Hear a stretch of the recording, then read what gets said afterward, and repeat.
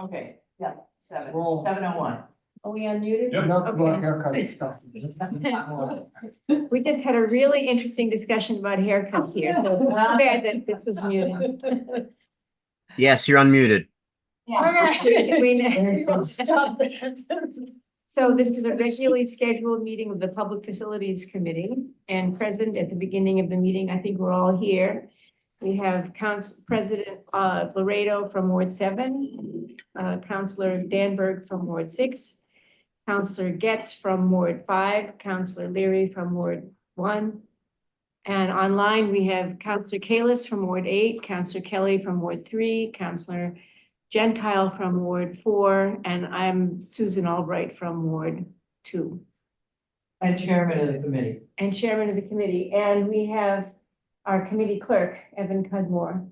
Evan's only going to be here for one more meeting, sadly, yeah. Yeah, I think the hour commute each way got the better of him. yeah. Yeah. So, What town are you in? Gardner, Massachusetts, so it's gonna be 15 minutes commute now, so it's just convenience at this point, so. Yeah, he lives in Princeton. It's a far Yeah. drive. I love. Wander in and wander. Okay, so we have present at the beginning of the meeting, we have Commissioner Morse, who's good, he's here because the first two items are yours, Commissioner Morse. First item is 112-24. Her Honor the Mayor requesting authorization to appropriate and expend $1,191,000 from June 30th, 2023 certified free cash to complete the funding for the Newton Free Library's chiller and related cooling equipment replacement project. Commissioner Morse, you have the floor. Thank you very much, Counselor. Appreciate everybody's time this evening. As you'll find in your backup, we submitted a couple different documents.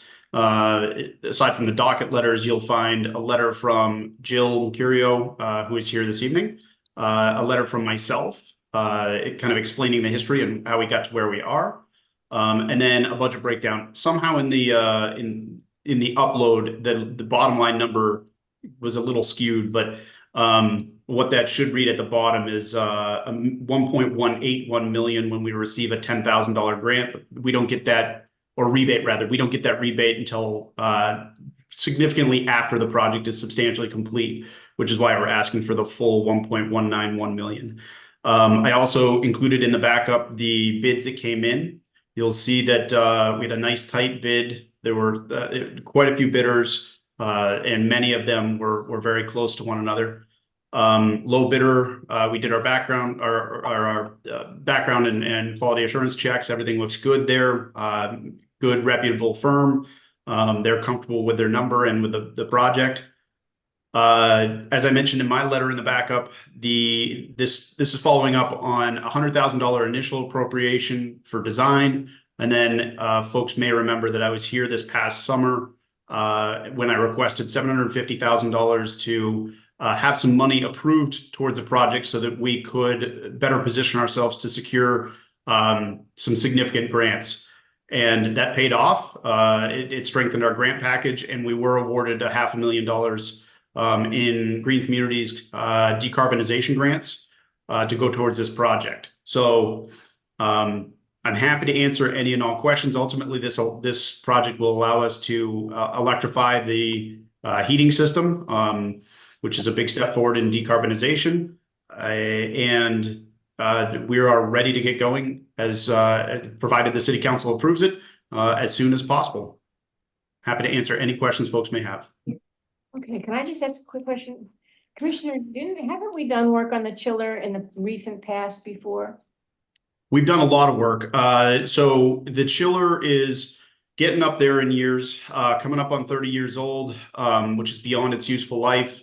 And it has required significant investments from a kind of preventative maintenance and reactive maintenance standpoint. You may recollect we've spent some pretty good money out of our less than 75 account within Public Buildings 52407 account to keep the air conditioning system running.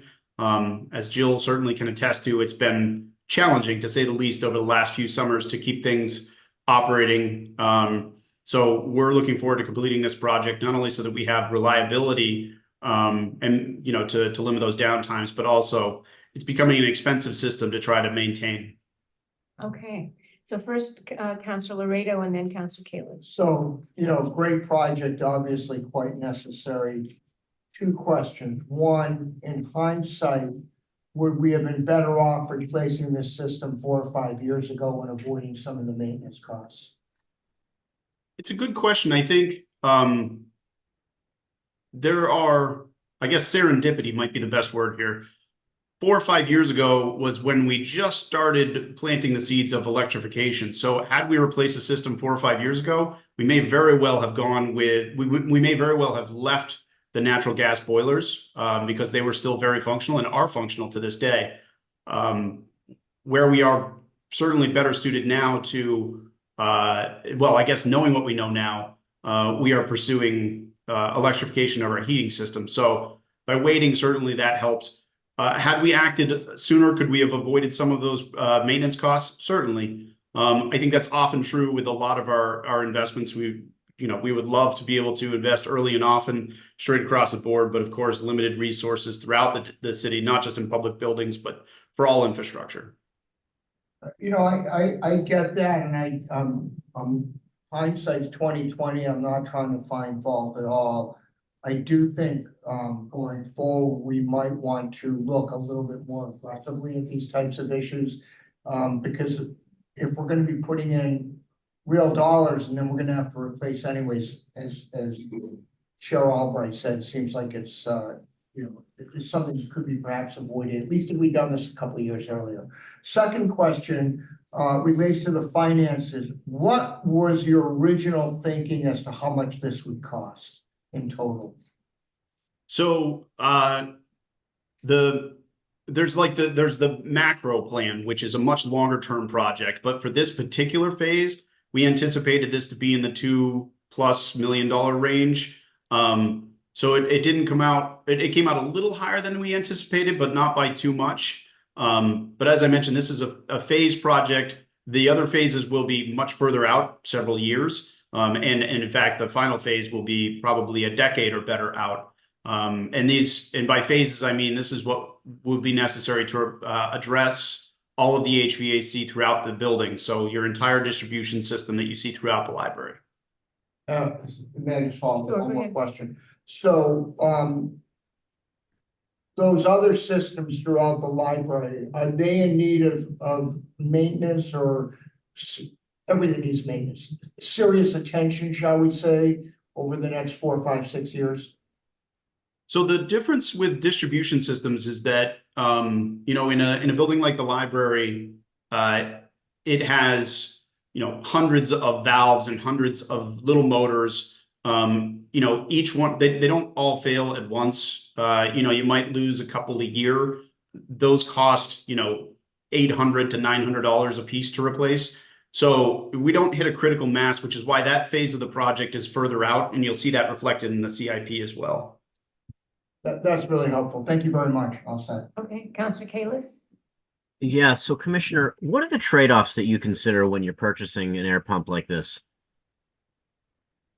As far as versus performance versus whatever. So are you asking in comparison to fossil fuel options or other electric options? Other electric options. I'm trying to understand, I've never thought about this, but when I just bought an air pump, a heat pump, I was considering the output versus the price versus other options. And I'm just, you come to us always with one that you've selected, and I'm just wondering why this one. Oh, I got you. So it's a little different on the commercial scale level. For a building of this size, we're squarely into commercial systems. What we're doing here is this is an air source chiller, sometimes referred to as an air source heat pump, sometimes referred to as a reversible chiller. But the analysis really isn't much more different than what you would find with you at your home. We look at cost versus return on investment, and factor in things like reliability, warranty periods, you know, kind of track record, proven results over a longer period of time. Because there's a lot of great products that are hitting. This is an industry where there's great products hitting the industry every day, but not all of them are from companies that have been tested for an extended period of time. So that's something else that we factor in. But in general, you know, municipalities want to be risk averse. I say that I like to be the head of the spear. I don't necessarily want to be the very tip of the spear. So I'm looking for something that has good, really good energy performance, great reliability, durability, and long-term performance. And, you know, I would say at a fair and reasonable price. We're not looking, certainly not looking for the least expensive because that'll burn you. We're not looking for the most expensive because oftentimes those are your cutting edge systems out there. Okay, thank you. And then one other question, this being a new contractor, how long have they been around? So I didn't look at when they were incorporated, but they had many, many years of proven experience. And our mechanical engineer, who has worked with us for quite some time, had worked with them on several projects in the past. All of their references checked out. Very good. Okay, thank you. Thank you. Counselor Gentile. Thank you, Madam Chair.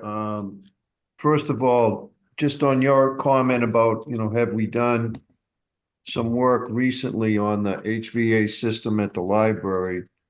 Yes, yes, and then some. If we went back and looked at the history and how much money we have spent on this system, you would be amazed. And I'm kind of familiar with it because a very close cousin of mine for many years was primarily responsible for the building, and it was the bane of his existence trying to keep that thing running. And, you know, when Josh says that, you know, we've thrown Band-Aids at it, we certainly have over the years, and we've spent an awful lot of money. It's probably, I don't know, the library is a beautiful building and it gets tremendous use, but this thing has been a challenge since pretty early on.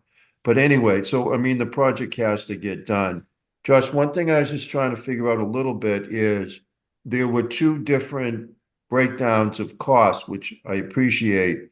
And it looks like, you know, the first one didn't have the $500,000 grant or credit in there, and the numbers were, you know, very similar. So it appears that we originally thought that the bids might come in substantially lower. Is that what it was? I mean, if you look at the first breakdown that you gave us and then the second breakdown, could you just explain the two of those charts?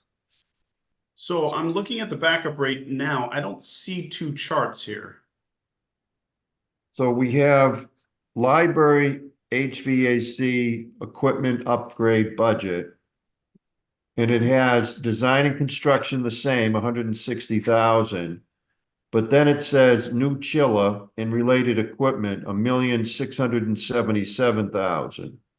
And then when I look at the next document, it says new AC system phase 1, 2,150,000. So it seems like that number jumped quite a bit. You don't have, this was in our backup. No, I'm looking at the backup rate now straight from the website. I don't see that. That's strange.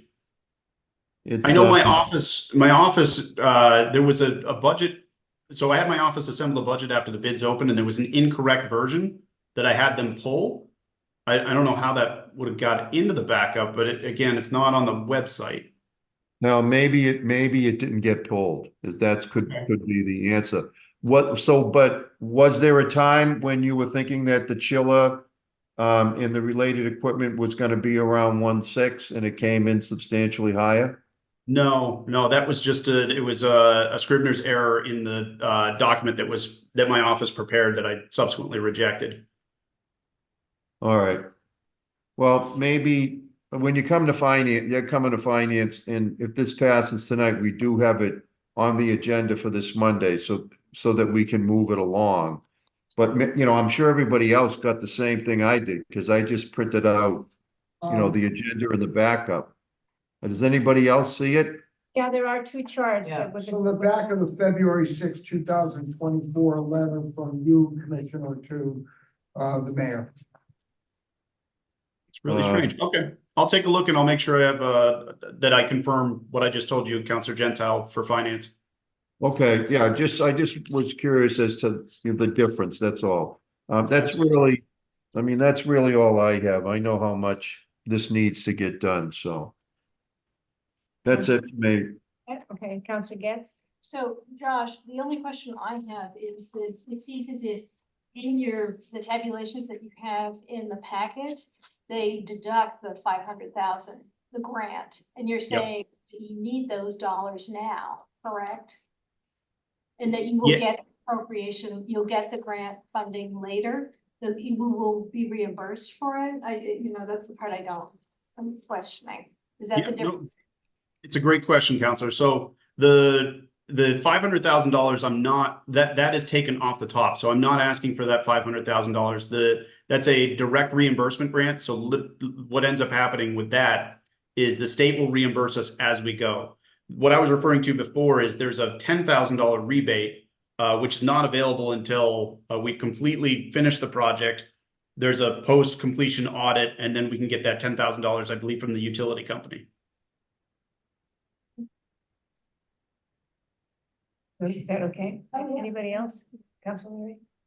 So, Josh, this means the building will be all electric with heating and cooling with the installation of the air source pump. So this will get us almost all the way there. The second phase is going to be a smaller phase where we need to swap out the gas-fired boilers with electric boilers. That has a pretty good rebate program through the utility companies.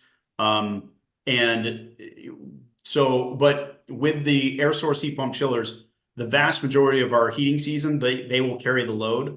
The electric boilers are backup for extremely cold temperatures. So, I can't tell you exactly what percentage we will be fossil fuel free with this phase, but it will be a large amount of the building will be off of fossil fuels. And then, as I mentioned, that second phase with the electric boiler will allow us to completely disconnect from natural gas altogether.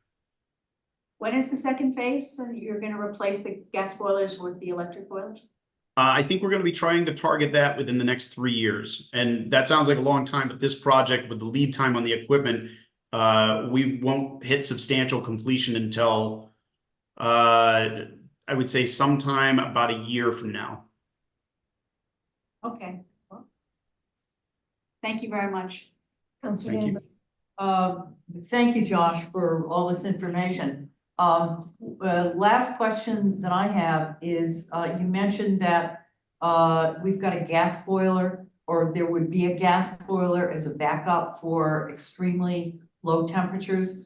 I just installed something that will work to -5 degrees. Are we looking at something that would be needed to kick in at lower than -5, or is the product that we're gonna put in something that needs gas at a higher temperature? So that's a great question, Counselor. So to be clear, none of this money is going to go towards anything having to do with natural gas.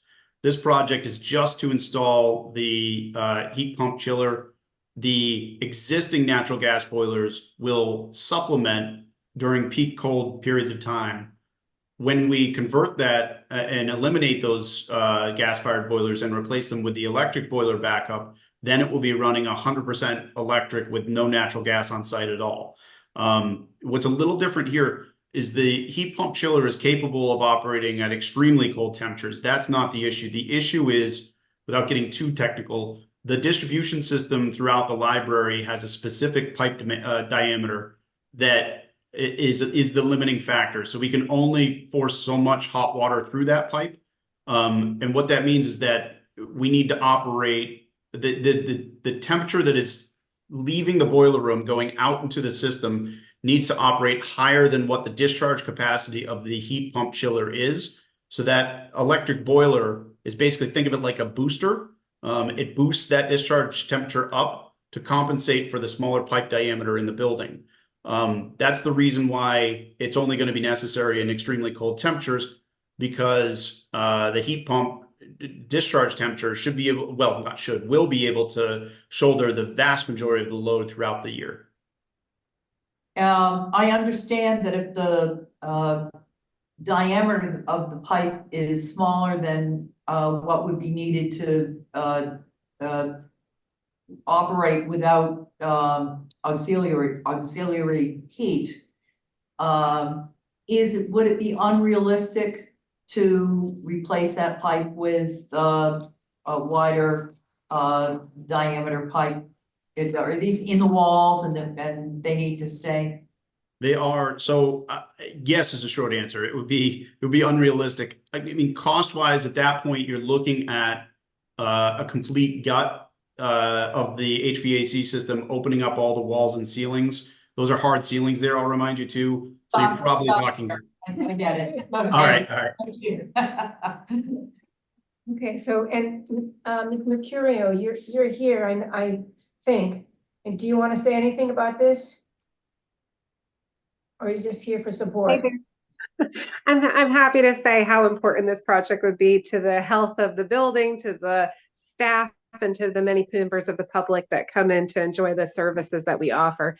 It's been very hot the last summer and hard to run the building with the inability to control the temperature. So I really, really thank you for considering this project, and it really will allow us to bring more people into the library to enjoy and to take a break from hot weather for sure.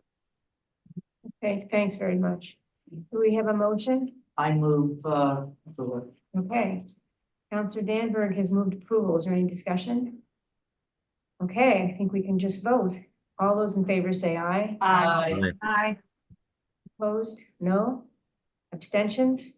Okay, so it passes unanimously. Thanks very much. And enjoy I guess it's the air conditioning that will help you, but it won't be for until a year from now. Commissioner Morse, you're up again. We have 102-24. Counselor Albright, on behalf of the Public Facilities Committee, requesting periodic updates on construction projects. Can you just run us through what's going on and where we are with everything? I can. Hold on tight. There's a lot here. I'm going to go as quickly as I can. And Evan, I'm going to share my screen. All right. In case it's displayed on, yeah, it is. So I don't want anybody to get scared. There's 81 slides here, but I promise the vast majority of them are pictures. So the most words you're going to see is at the front. Everybody can see my screen? Yeah. Okay. So I just wanted to stress this at the beginning. Newton is in the midst of the busiest municipal building design and construction period since the response to the baby boom in the 1950s. Like it is unbelievable the amount of work that we're doing right now as a community. The other thing that I think is important to stress there is that back in the 1950s, they did a great deal, but this was before a lot of the laws and processes and even our local ordinances really matured to the level that they're at today. Back then, it was a completely different world with public construction. Money was approved and buildings were built. The concept of having hundreds of meetings from start to finish and working through various committees and commissions was not something that happened until well after that. So I'm going to take you through a lot of the large projects, and then I have one slide at the end that covers just a litany of different smaller ones. But big picture, we have the Gath Pool project, the Lincoln Elliott School, the newly announced Cooper Center, newly announced name Cooper Center, our senior center project, the Horace Mann School, Countryside School, Franklin School, and Police Facility Project. So the Horace Mann School, you're going to see us coming in the next couple months seeking site plan approval. We're going to start working with the Design Review Committee and the Building Committee here shortly.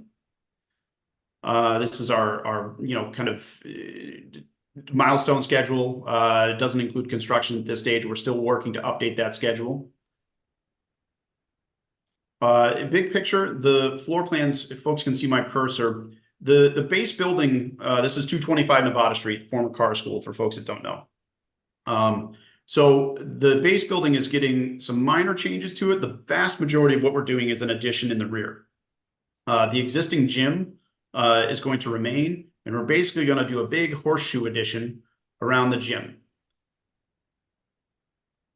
You'll see in this set of floor plans, the bulk of our addition is going to be classrooms up on the second floor. The existing cafeteria is going to be converted to the library. And then we have some minor movements of walls throughout the building just to right size the classrooms, to align those with MSBA standards and to create clusters and small group areas and breakout areas. Upstairs, you can see that we have some, again, minor wall moves here. A lot of this is staying very similar. We're trying to limit the amount of interior modifications to the extent that we can. Take you through some of the exterior renderings. So this is the addition to the left. You'd be looking at the classrooms here. Down below is the cafeteria. We knew that we wanted to have kind of a rear entrance as opposed to making the students come around and out the existing building. This was the first attempt, but it was a little problematic. It's heavy and it has a lot of ramps. We played around with some of the interior elevations and aligned the floor-to-floor areas more in keeping with what we saw at Angel Service and Cabot. This allowed us to lower this floor's elevation, which allowed this ramp to become far simpler and far less significant. We started to work with the community and present some of the interior renderings. So this is the new cafeteria. To your right are the fields looking up kind of the sledding hill. The music room would be beyond this area, as well as the kitchen and service area. This is from the stage looking back into the cafetorium. One of the reasons that this is, I think, really important, this is going to be, if you will, for lack of a better word, the crown jewel of the Horseman School. The existing building, aside from the classrooms being too small, I think the next biggest thing is that they don't have an area where they can all come together, whether it be staffs, students, or staff and students. The gym serves that purpose. The cafeteria is quite small, but the gym is not ideal for that situation. So this is going to be a huge upgrade for the Horseman community. We just recently presented to the Newton Historical Commission because this building obviously is within their purview.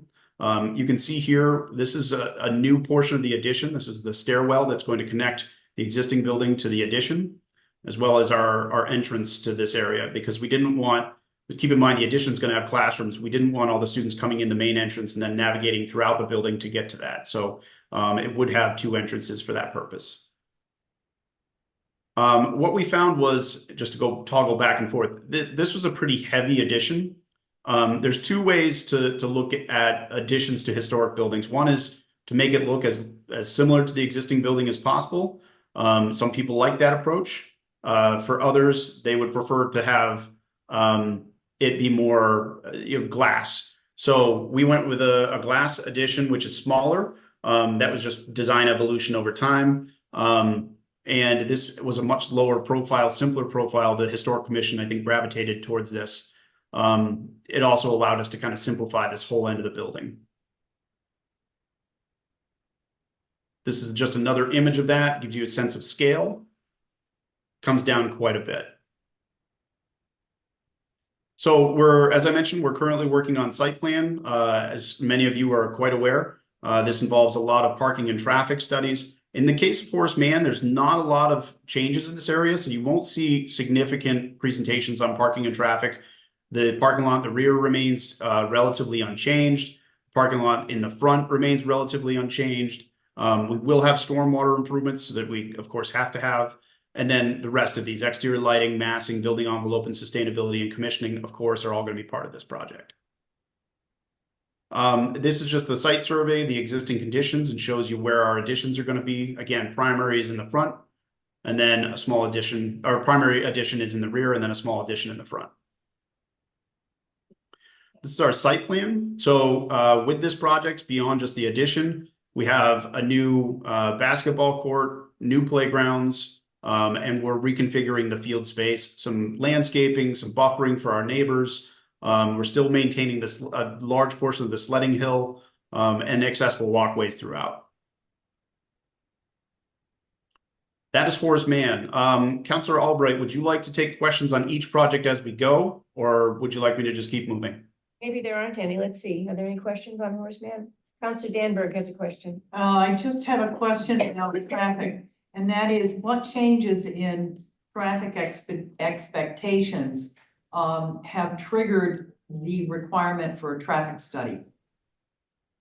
So nothing really. The reason why we always do a traffic study is because it's required. Part of 558 and that process is to have a traffic study completed. In this case, there is nothing changing from a traffic standpoint. There's nothing changing from a parking standpoint.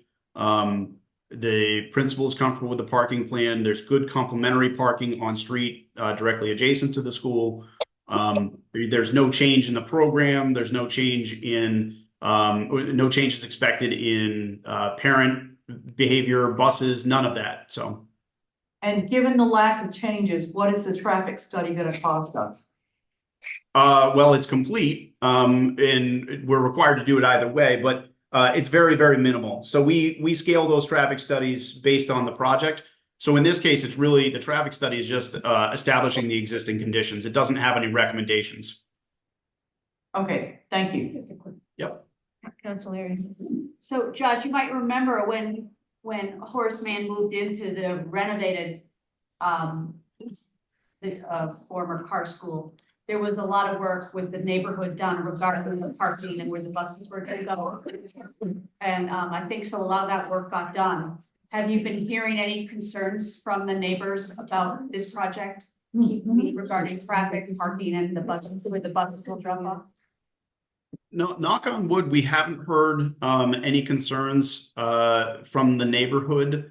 And certainly nothing on the drop off. Getting the bus loop installed on Nevada definitely made a big difference. I think if we did not have that, there would be significant feedback that we should include it in part of this project. But no, it's been very quiet and we've had wonderful neighbors thus far. Right. So I think it's because it was so well addressed at the last time when the new students moved in. I agree. Swing space for several years as well. Yep. Yeah, so thank you. Thank you. Okay, let's go ahead with the next. Oh, You're in I'm charge. vice chair. Sounds good. I'm going to move right into the Franklin School.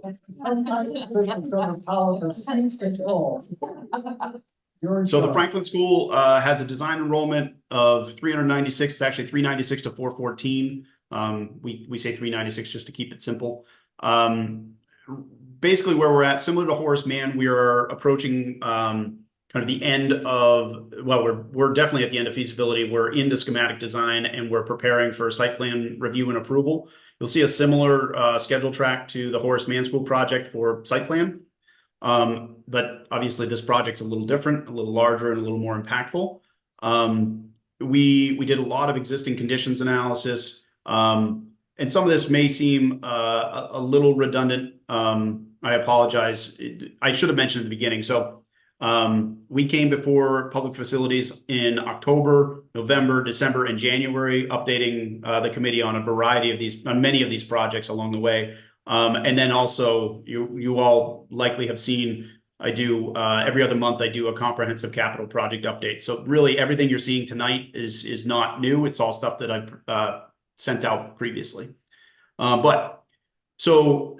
Similar to the Countryside School project, we went through, evaluated the existing conditions, evaluated the existing building, what it provided, what it didn't provide, what our program was, and got a sense as to what we needed to achieve. Worked with the building committee, looked at a variety of different ad reno and new construction options.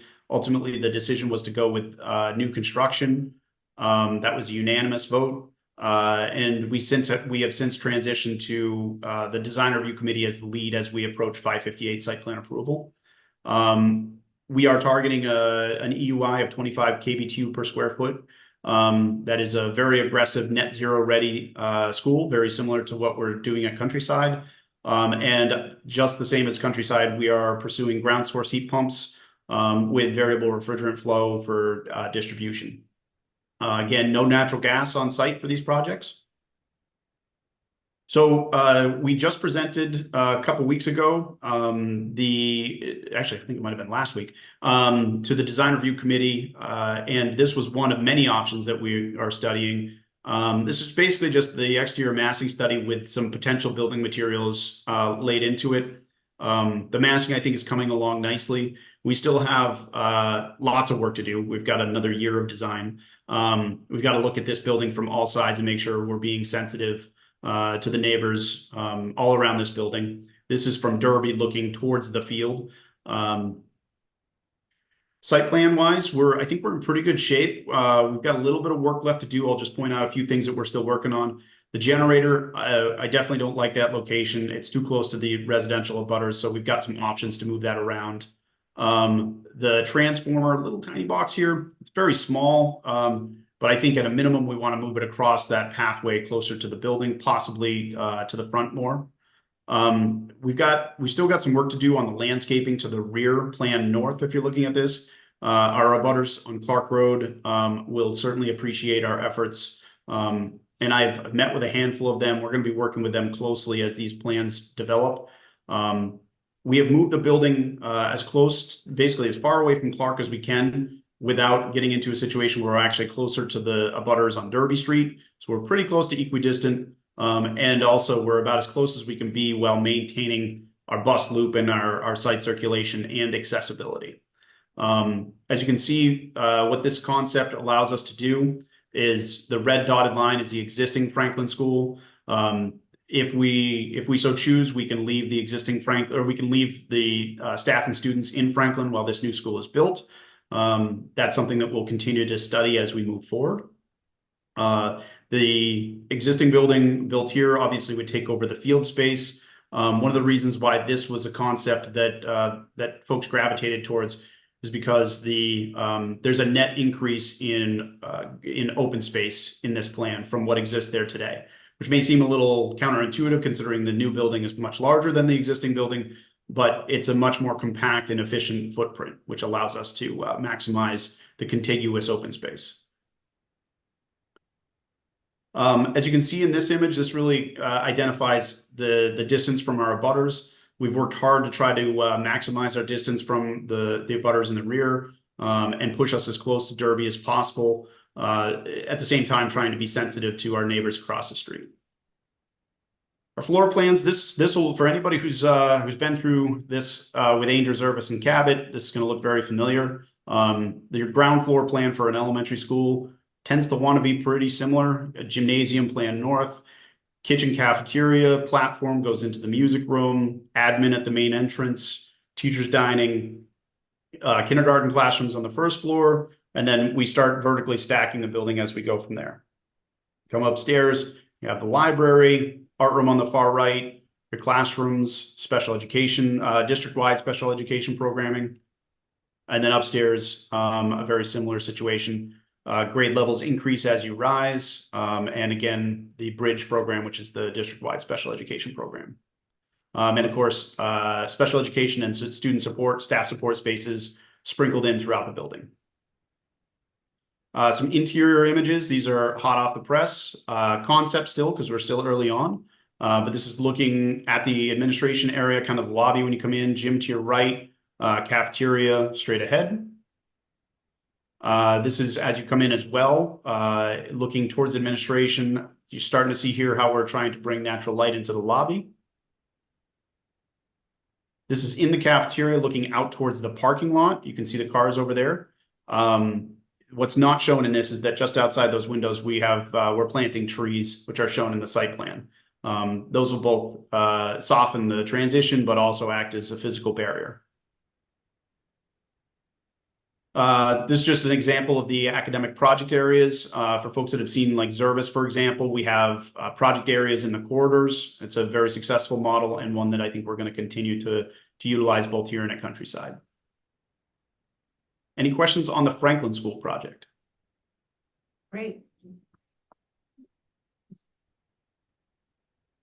Okay. Madam I can Chair, always- Oh, I can't see any hands, but so Counselor Gentile, do you have a hand question? yeah, I didn't get my hand up. Hold on, let me, okay. So Josh, my 4 kids went to this school, so this is, you know, I consider it my home school. Just a couple of thoughts, and maybe you can comment. Can you further explain why we're turning the fields? We're taking away that open space and putting the building there, and then building new fields where the school is currently. It just, I mean, one of the pluses with the layout at the school right now is that it has some very, very healthy open space where the basketball court is, the playground. You've got 2 Little League diamonds. You could have a soccer field if you wanted to. You've got enough room. And I just don't understand why we're flipping everything. To me, that doesn't make a lot of sense, but apparently, I mean, as far as the building committee and when you have meetings with members of the public, has anyone asked the same question, or does everybody think that, you know, this redesign of the site plan a good one? so those are all very good questions, Counselor. So I would say, to answer your last question, the majority of the community members that we have heard from support this option. There are some community members, small handful, who have expressed a desire to have the building stay where it's at. So then that leads me into why we made the change. The existing building sits 14 feet, the main entrance sits 14 feet above Derby Street. So down on this end, there's a 14-foot elevation change from Derby to the main entrance. Once you get in the main entrance, there's then roughly a 6-foot elevation change from the main entrance directly up a set of stairs to get to the main floor of the building. Once you're there, there are 6 different interior elevation changes, only 3 of which are accessible. So there are large portions of the building that are programmatically inaccessible. The primary reason that we moved the building to the fields is accessibility. The existing building, the modifications that would have been necessary to save even a small portion of the building were both cost prohibitive. I would say also would be very difficult to sell to the Newton Historical Commission because it would have required heavy modifications to the existing building, and was just a far inferior option from a programmatic standpoint. So I'm familiar with the elevations because I was as involved as anybody in putting in that very large handicap ramp.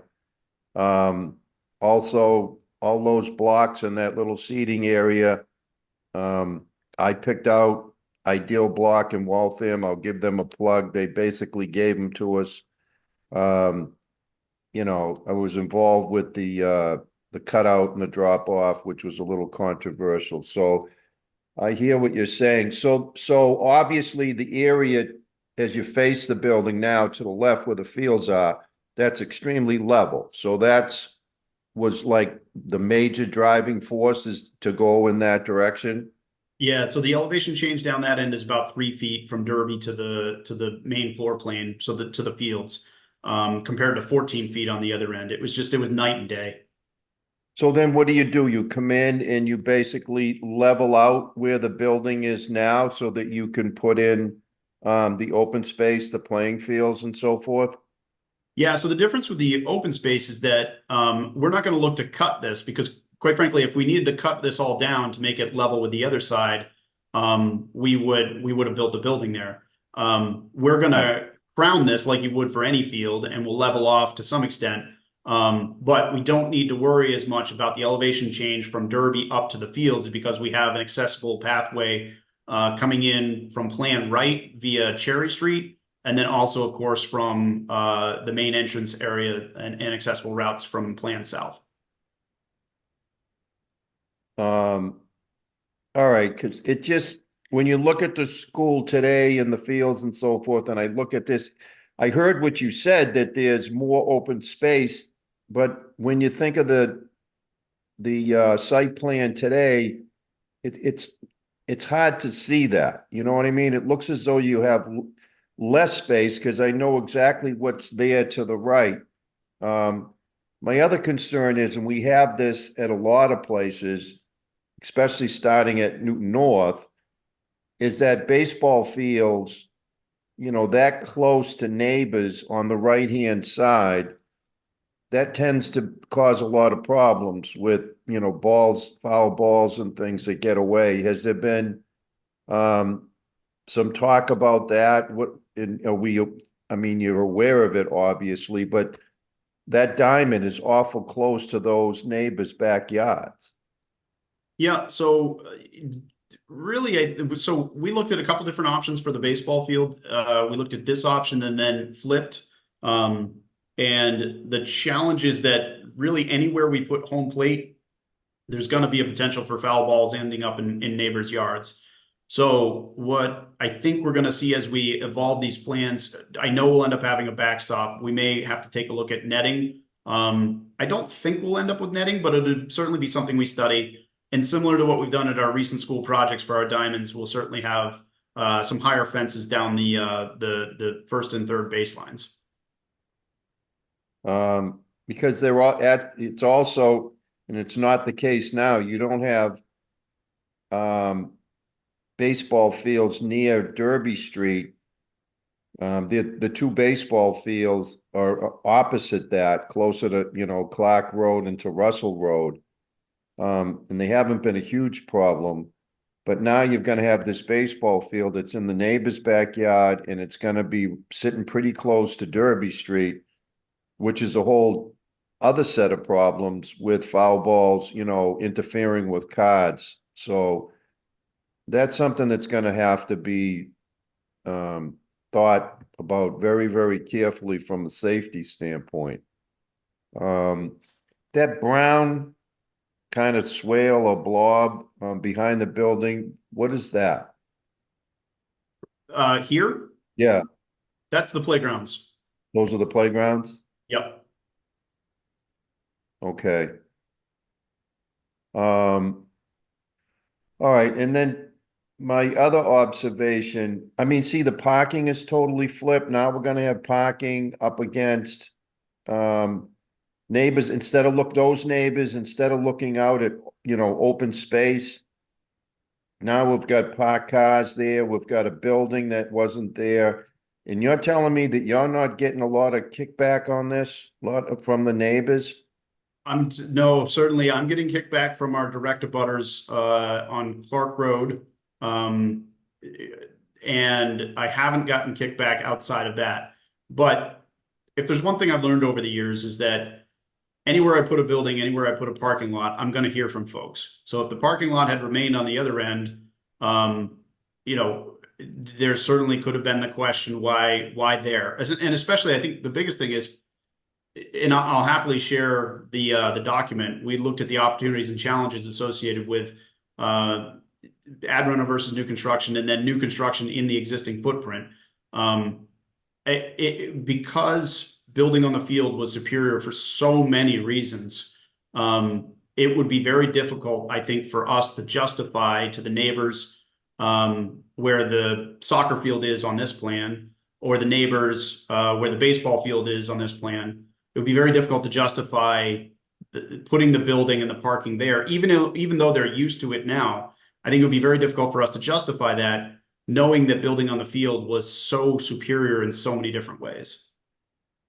I guess I don't understand how you couldn't prep the existing area where the building is now to be as level as the land is, you know, where the playground is right now. And I think so you know, Oh, sorry, go ahead. people, I think that when you have a building already situated there and you're replacing a newer building, I mean, you're gonna get a lot less opposition than, you know, you would to putting it over. I mean, people, you can't see it from the chat, but to the left of the new building where the parking is, there are properties there too, and their view has been, you know, a nice open space, and now you're putting this big building in front of it. I think that the more people that become aware of this, knowing the neighborhood, I think you're gonna hear a lot. I think you're gonna hear a lot more negative feedback than apparently you've gotten to this point. And I can understand why, because we're just flipping things, and I don't see necessarily why we need to flip them. The other thing I have to tell you honestly, when you look at Anja and you look at Zervis, I personally think that those are pretty aesthetically pleasing buildings. I know Zervis real well, the new Zervis, because I coached basketball over there when it first opened up for a few years. And that's a great building, both exterior and interior. Same with Anja. Cabot's a little different because it wasn't a complete rebuild. So to me, it looks a little different because it's got some old and some new. I look at Countryside, and that looks like a pretty sharp building. And the schematic that you put up for Franklin, man, that's disappointing to me. Now, maybe it's because it's early, but that's just such a bland, uninteresting building, at least at this point. What am I missing? Yeah, you hit the nail on the head, Counselor. It's because it's so early. Quite frankly, that image that we showed, you know, in years past, we would do the big white box massing study images, and everybody would get scared because it looks ugly as sin. So what we have done since then is we just throw some color into those massing diagrams so they don't look as off-putting. But because Countryside is significantly further along in those renderings, it has a lot more detail. I would say Countryside, we've received some feedback that the exterior design needs work. So I would say the beauty is in the eye of the beholder. But the Franklin is very early on.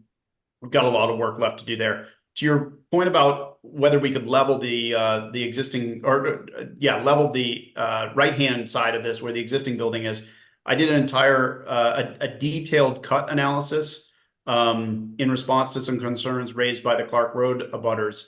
I'll happily share that with you, but the bottom line was it required, don't quote me on this, but I believe it was 12 to 20 foot retaining walls and over $10 million worth of site work to lower that entire portion of the site to make it comparable. And even with that, there were other challenges which are itemized and kind of broken down in that, but I'll happily share that with you. So what are the objections of the Clark Road neighbors? Exactly as you said, we're currently looking at fields and, you know, we're going to be looking at a building. And I'm oversimplifying it, but that would be the number one issue. Well, I mean, they've been looking at the back of the Franklin School for a long, long time. They haven't been really, well, some of them have been looking at fields, but the other half of like half of the street, yes, has been looking at fields, but the other half of the street have been looking, and the building was a lot closer. If you know, even look at those red lines. That part of the building was a lot closer to you know, to the building. I was talking where I think the biggest impact is the neighbors. Again, if you're looking straight at this picture and you go to the new parking lot, the neighbors to the left, that's the biggest difference to me, is those folks have been looking. I mean, to my colleagues, look at the existing building, that broken red line. From there, all the way over has been nothing but open space, a baseball field, you know, some playground equipment and so forth. And now this building is going to be in the parking for the building is going to be sitting right on top of them. And I don't see how that's gonna be well received at all, and I think that that's a significant change, so just speaking to you honestly, Josh, I've looked at the stuff, you know, and you're great about sending stuff out. I've been looking at it. And I'm just not, everything else I think is so great, and I'm just not all that excited about the, you know, the flipping of the field, the school, and the location to some houses that have not had it in the past, but maybe, maybe as it gets further developed, I guess it'll look, maybe it'll hopefully will look better to me, but I'm not at this point. I totally get that. And I would, if flipping this building was not superior in nearly every single category, I wouldn't be looking to push a ball uphill. I agree with you. It's a heck of a lot easier to build a building where the building is now on any project than it is to move it on the site. You know, if the path of least resistance is the best path, I'm not a glutton for punishment. Right. But it was just, there were so many compelling reasons why flipping the building made sense, and I'll share with you some additional information. I think Councilor Kelly would like to ask something or say something. Councilor Kelly? Thank you. I would like to just let the committee know that I am on the Franklin School Building Committee and on the Design Review Committee. And I think that Councilor Gentile is really pointing out a lot of concerns that many neighbors initially had with the change, any change.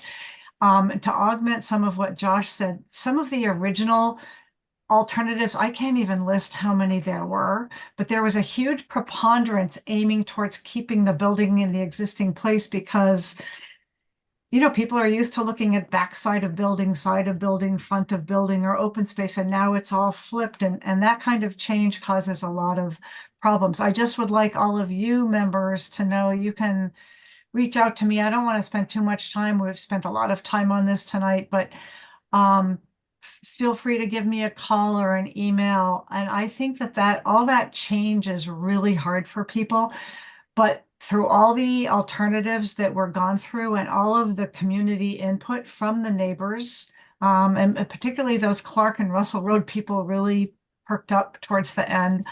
I think Josh was right to point out that a major consideration was the accessibility of the building, and that honestly, between a 14 and a 20-foot grade change between the finished floor level of the building and the grade made it really hard to update or do an ad reno on the existing site. And if you look at it, there's almost equivalent amount of open space. It's just on the other side. And again, I think a lot of the fear and apprehension around that comes from the change. But I guess I just want to say that the alternatives were numerous and the input has been very thoughtful and the changes have been good. And anybody who wants to talk to me about it further without belaboring it for now, feel free to reach out to me. And thanks, Josh, for how you presented it. And thanks, Lenny, for a lot of your careful thoughts, which were very much expressed, particularly through the early stages of this, by neighbors, by residents. And they were not disregarded. And this is where it ended up. And I agree with Josh that right now it does kind of look amorphous. It doesn't have a character the way those other schools that you like Zervis and Ainger do, but I think it's too early for that. I've been on the design review committee now. Yeah, I don't want to dare say, but over 30 years. And, you know, we really see how things develop over time in terms of details, materials, fenestration, and all. But this was a hard one because all the uses basically flipped. And so, Lenny, I definitely see where you're coming from on that front. And let's hope it keeps going a good direction. So any of you members of public facilities or the public, feel free to reach out to me if you want to talk further about it without taking up too much more time on this one tonight. Thanks. Josh, could I just ask, did you consider demolition and then swing space on the same site, and that didn't work either? So swing space is still on the table. We haven't made a decision as to whether or not the Franklin School will move to swing space during construction. But is that the question you were asking? Well, I was asking so the site, the grade changes on the site make it problematic to rebuild the building on that same location. Is that what you're saying? Yes, Okay, that's good. That's all I needed to know. thank you. Thank you. All right, I think we're all set with this one. Okay, Wait, just one last thing. yep. Council Kelly, I appreciate what you had to say, and I'll probably take you up on that. I'll be curious if it's your experience that that some of the original opposition has softened as people become, get more information on it. I'd like to talk to you about that. And then the only other thing that I wanted to point out about pushing a ball up a hill is right now, to the right of the existing building is open space, but it's passive recreation. To the right of the building, that whole area, it's sometimes like an auxiliary play area. I think it's a play area for the kindergarten kids because that's the kindergarten wing. But you don't have active recreation there, which is a change for those people. So it seems like we're changing a lot of things for people, for the abutters. And again, that area, just imagine it without the baseball diamond, actually has worked quite well over the years as a nice buffer to the people that are on Cherry Street. And now instead of having passive recreation, they got a baseball diamond in their backyard. So I don't know. I've spoken enough about it. I'll give you a call, Andrea, and thanks for the offer. Councilor Getz? Just a quick question to Josh. Where are you in the process? Is this a committed, design layout? Are you? So the building committee voted unanimously, and the design review committee straw voted unanimously to recommend this configuration on the site. This is the preferred concept, and that was voted on, I think, about 4 months ago now. So we're fairly committed to where this building is on the site at this stage. All right, so let's move on to the next one. Thank you. And the good news is, as I go through these projects, this presentation should go faster because we've, once I get past Countryside, a lot of it's just pictures of construction. So, and the Countryside School, we just did an update with the city council, with public facilities a few months ago. So not a ton has changed. The site plan is exactly as you have seen it in the past. Councilor Gentile, you'll see we have a ball field down there that we're going to face similar challenges, although where it is today also presents those challenges. So we'll have to address that as well on this project. We've been working with the Conservation Commission. Those meetings have gone extremely well. In case folks are interested, we're going to be doing some early work to clean up the wetlands, working with DPW and Concom and Jennifer Steele. Clean up the intermittent stream, remove some trash, improve general flow. All of that is going to be good for the neighbors and good for this project. So we're going to be working with Concom in the next couple of weeks to get that going. The exterior rendering, this is at the intersection of Walnut and Dedham Street. This continues to evolve. Some earlier renderings looked very, very bulky, kind of monotone, very heavy. We've introduced some additional glazing in the area on the front of the building to help break that massing up. Folks may remember that because of the wetlands area and our flood zone, the bulk of our building is sitting on the highest portion of the site, which is that corner closest to Dedham and Walnut. And it's coming along. We've still got some work to do on this, but things are starting to look definitely better as we refine this design going forward.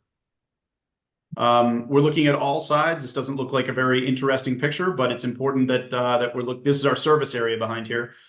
So we're certainly looking at landscaping and what we can do to make sure that this building is as pretty as possible and as sensitive to the neighbors from all sides. This is in the rear with your back towards kind of the fields and the playgrounds.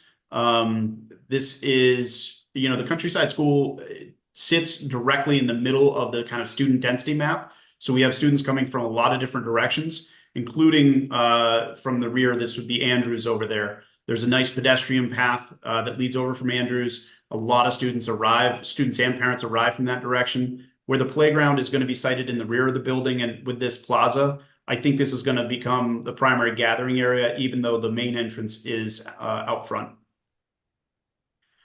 This is in the staff parking lot looking towards that same rear entrance. You get a sense as to the exterior massing in the back. Our floor plan, again, this looks very similar. We have our gymnasium on the far left, good adjacency to the fields and the playgrounds. Cafetorium, I should say, with the kitchen adjacent. Again, good proximity to the playgrounds. I also like, for folks that have visited Ainger, for example, when you walk in, you can see directly through the cafeteria to the playgrounds. It's a good image, and I kind of like how that looks. You'll see a lot of that in this as well. Kindergarten's on the first floor, music. Get up to the second floor, we have our library and art, our classrooms, and our special education student support spaces up through here. As I'll point out, Countryside, just like Franklin, has a district-wide special education program. At Franklin, it was Bridge, and here at Countryside, it's Spark. Up to the third floor, very similar. We have our higher grades, another district-wide special education classroom, our project areas, similar to Zervis. Some of our interior renderings. So this is our design development lobby image. Looking back towards the main office. Our cafetorium looking towards the stage with the main office to the left. Playgrounds off to our right. Our library or media center. This is an area that oftentimes the library will be used for professional development and staff meetings. So we give this a lot of attention, not just for library, but also kind of as a meeting area, a PD area. So that's Countryside. So that's the high level for Countryside. I didn't go into too much detail here because again, I was just before committee.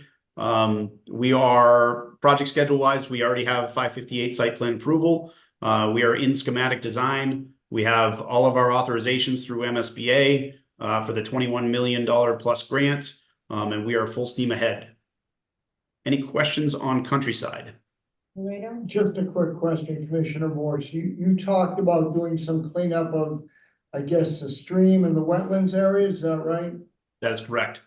Who's going to be taking charge of that going forward? So maintenance of our waterways, in this case, belongs to DPW. Utilities does this. Obviously, it's a collaborative effort with the Conservation Commission and with planning, Jennifer Steele. But that is certainly something that they handle. Right, but it sounds like it hasn't been handled optimally if you're having to go in there and doing a lot of cleanup. I think that's a fair question and something certainly that I would reach out to our public works commissioner about, and Jennifer Steele as well. I can certainly inquire and get back to you on that front. Would you when you do so, find out why that has not been, again, at an optimal level, and what the plan is going forward, so that once you do this great work, we're not faced in 2, 3, 4, 5 years with similar problems that exist today. Absolutely, will do. Thank you. Good example right out here Right. about suboptimal Yeah. maintenance. I'm focusing on one thing at a time. Yeah. Counselor Getz? No. Oh, no, David David, Getz. Counselor Kalis. Yeah, so just to Councilor Rado's question, it's usually cleaned once a year. Because it's right near my house, and I walk by there, and I'm always surprised, and I'm like, oh, this looks great. And is it optimal? Probably not. It probably needs it a couple times a year. So I do think the question is good, and it's something to keep at top of mind. But it does get done. It's just it has been let go for a while. I usually call periodically to have it done, but I'm not going to be around forever. We hope you're around for a long time. Yeah. Anybody else? Okay, let's just move on.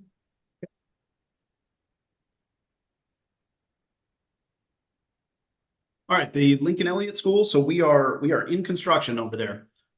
We have started having our community construction update meetings. This is a flyer that we send out. As with a lot of our community construction updates, I think by the time we get to this, after a few hundred community meetings throughout the design process, people cry uncle. So we don't tend to see a lot of people attend these meetings, but it's good that the opportunity exists. And we send out the meeting recordings. We do the update whether people show up or not. So there's a recorded update. And we use a variety of different means to get the word out. We broke ground. Things were looking good. It was a good day, a little chilly, but it was good. The convent, just to refresh people's memory, the convent is the primary portion of the building. If you're facing it, it's to the left. That's the area or the portion of the building that really needed to be demolished. It was built for a very different purpose. The floor to ceiling heights were extremely small, so it could not be repurposed for our needs. And this is where the gym, library, main office addition is going. So we've quickly been making our way through the convent. As you can see, slowly making our way through the selective demolition. Our dust control has been solid throughout the project. The neighbors, we've received no complaints so far, which is great. You can see our dust control in action right there. What's not shown in all these pictures is that the vast majority of our demolition debris is recycled. So the excavators will break this up into different piles. It all gets shipped off separately to be recycled, in some cases broken down and reused. Interior. So, I like this picture because I can remember early on, for those that followed this project closely, we had Lincoln Elliott parents, past and present, who were asking, is the Lincoln Elliott School, are we going to get a good project? Is it going to look new when we're done? Well, there's nothing left inside. So I promise you, it's going to look very, very new when we're done with this project. So today, these are pictures from this morning. We are working on our stormwater infiltration system over there. It's a massive system, but it was really fun to watch this unfold. The auditorium, so we broke containment today, meaning that we just wrapped up. That was the final bit of our asbestos abatement for the project. I was able to get in there and take a look. It's a very big, dark space right now, but full of potential.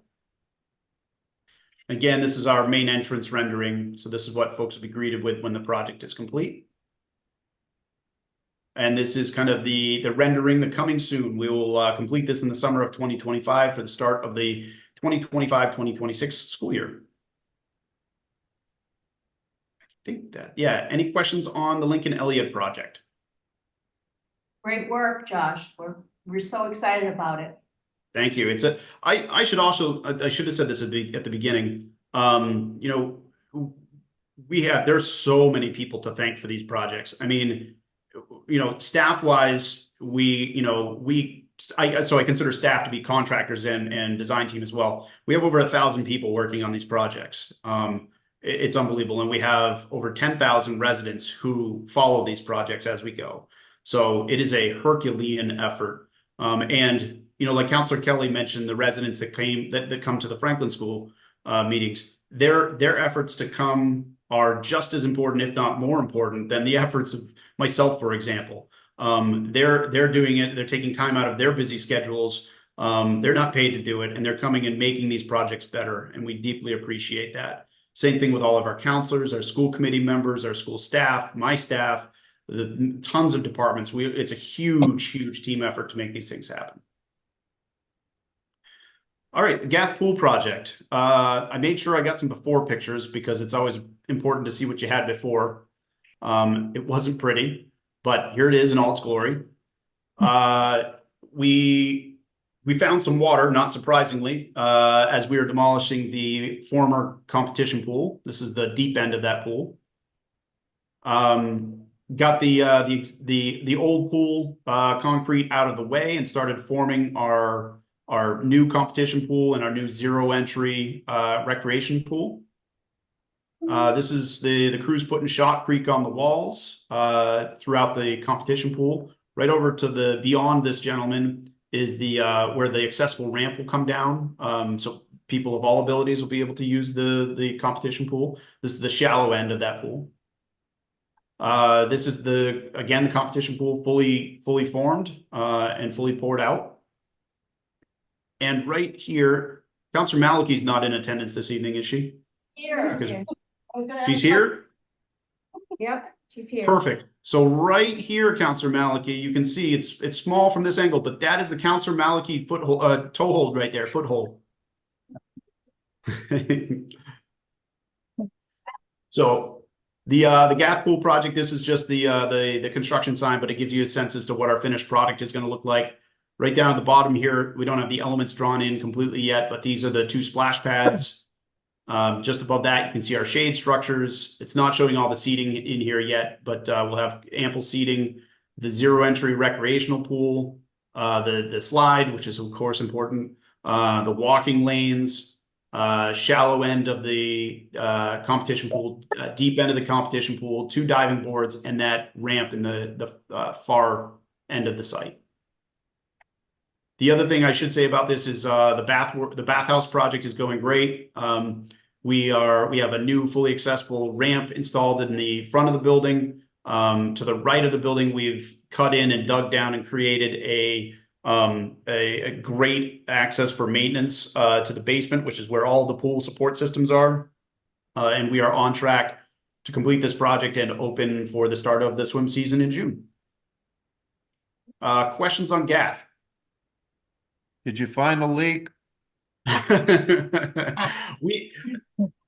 No, actually, we took the pool up and we found nothing. We found no washout. Despite losing millions and millions of gallons, there was no washout. So the working theory for all the engineers is that it was not one single leak. The thing was probably just Swiss cheese. The water was just draining down. We basically had ourselves a great big infiltration system, and it was just infiltrating into the ground, and that was it. So I was very disappointed, Councilor Gentile. I really kind of wanted to see some massive washout, see the smoking gun, and be able to tell you all that we found it, but no such luck. All right, the Senior Center, the Cooper Center for Active Living, as formally announced by Mayor Fuller at the State of the City. We're very excited about this. I will say Audrey was wonderful to work with. I had the pleasure for a few years in the beginning of this project to have her attend our meetings. And I can say that when she spoke, everybody listened. We could have a room of 200 people, and when she spoke up, you could hear a pin drop. So Audrey was great, and I think she would be very pleased to see the outcome of this project. So we did a ton of historic salvage in this project. Of course, the conic windows, we got those out pretty early on. Anytime I have a vacant building, I get a little nervous about the potential for vandalism or accidents. So we yanked these things out very, very quickly early in the project. We're currently working with the Conic Foundation and a great stained glass restoration firm to bring these back. You're not going to see major changes because that's not what is recommended for stained glass windows. They're just going to be lightly restored, and then they will be displayed inside the building as artwork and as they should be. So we're excited to do that. Never been able to. Sorry, go ahead. Never been able to see them as well as you can see them in that picture. I know. Yeah, the shame is that for the longest time, they have been covered up from inside. You know, the whole theory was back in 38 when it was designed as a library, you came in and those windows to the north and south were uncovered. So the light would spill through the stained glass and project down in, and they glowed, and it was beautiful. But since the 90s, they've been covered up with blinds. So it is going to be exciting to see these things displayed in a way in which people can really enjoy them. The chandelier in all its glory that was successfully removed, it has been stored and it's going to be restored and reinstalled in the building.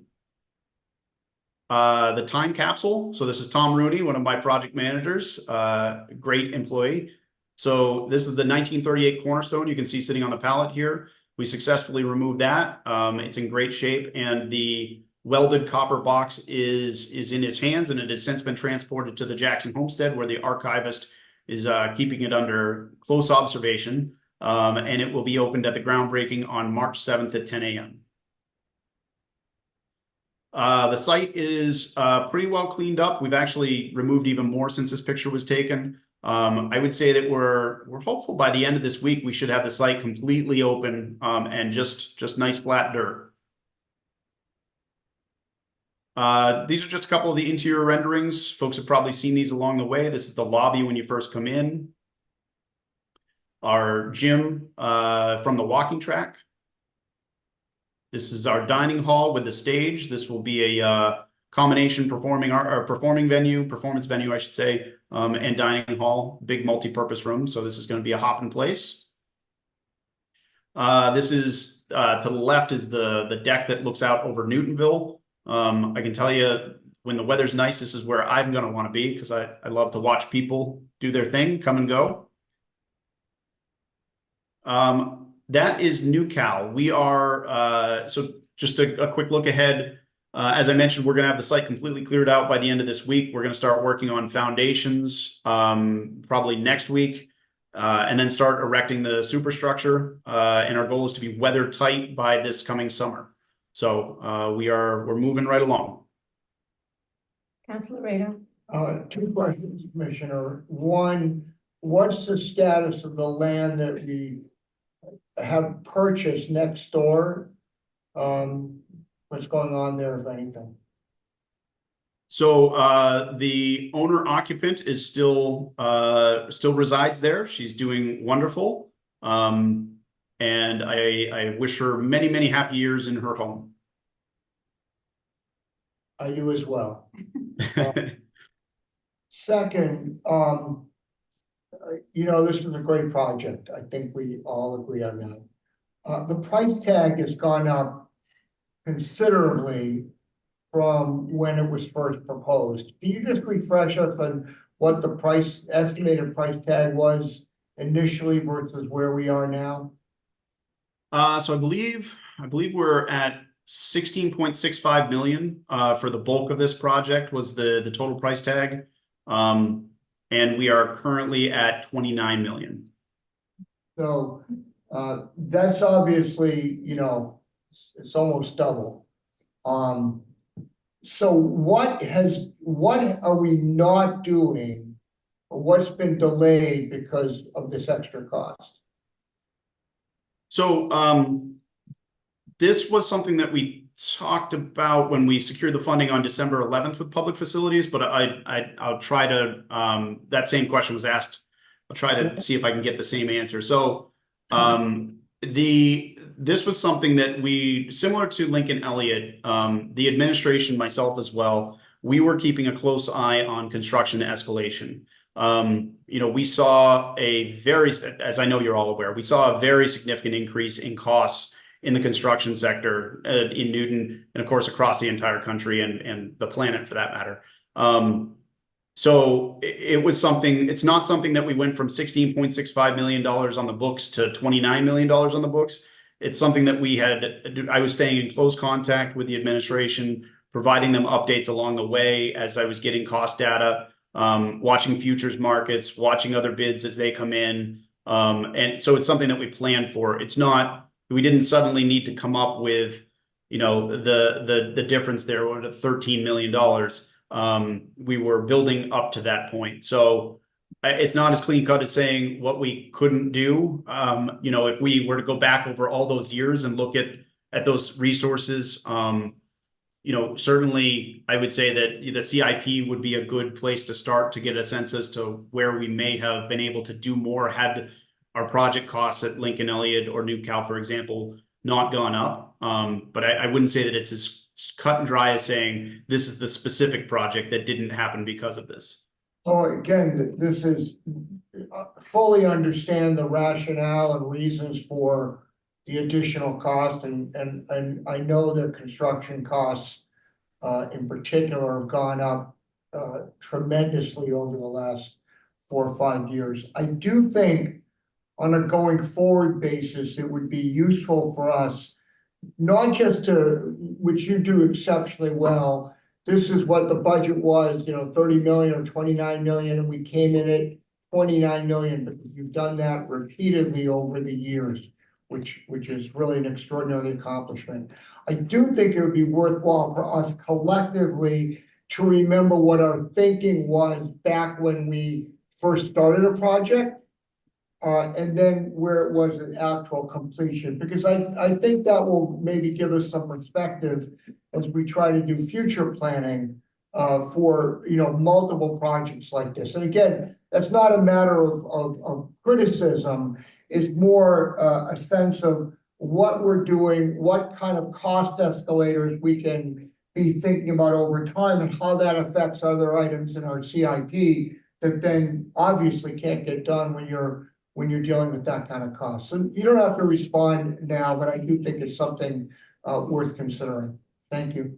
Absolutely. No, that's very fair. The one thing you won't hear me say on the New Cal project or the Lincoln Elliott project, for example, you're not going to hear me say that I'm on budget or under budget, because the reality is it would be disingenuous to say that. For the bulk of my career, the annual cost escalation was between 2.5% and 3% every single year. You could count on it.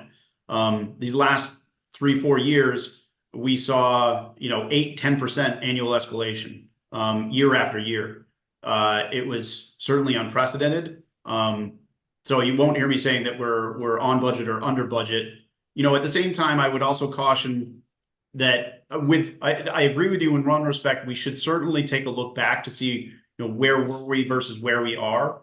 But I would hesitate to carry the last 4 or 5 years of escalation as what we assume will happen going forward, because quite frankly, if we see another 4 or 5 years of what we just experienced, you just won't see construction anymore in the municipal or private or commercial sector. It just would not be sustainable. So we're going to have to figure out that kind of happy medium. That's great. Thank you, Commissioner. Thank you. You have one more project, I think. Oh, Councilor Kelly has her hand up. Well, thanks. A really quick question through you, Madam Chair, to Josh. Did you say that the groundbreaking for this project is March 7th?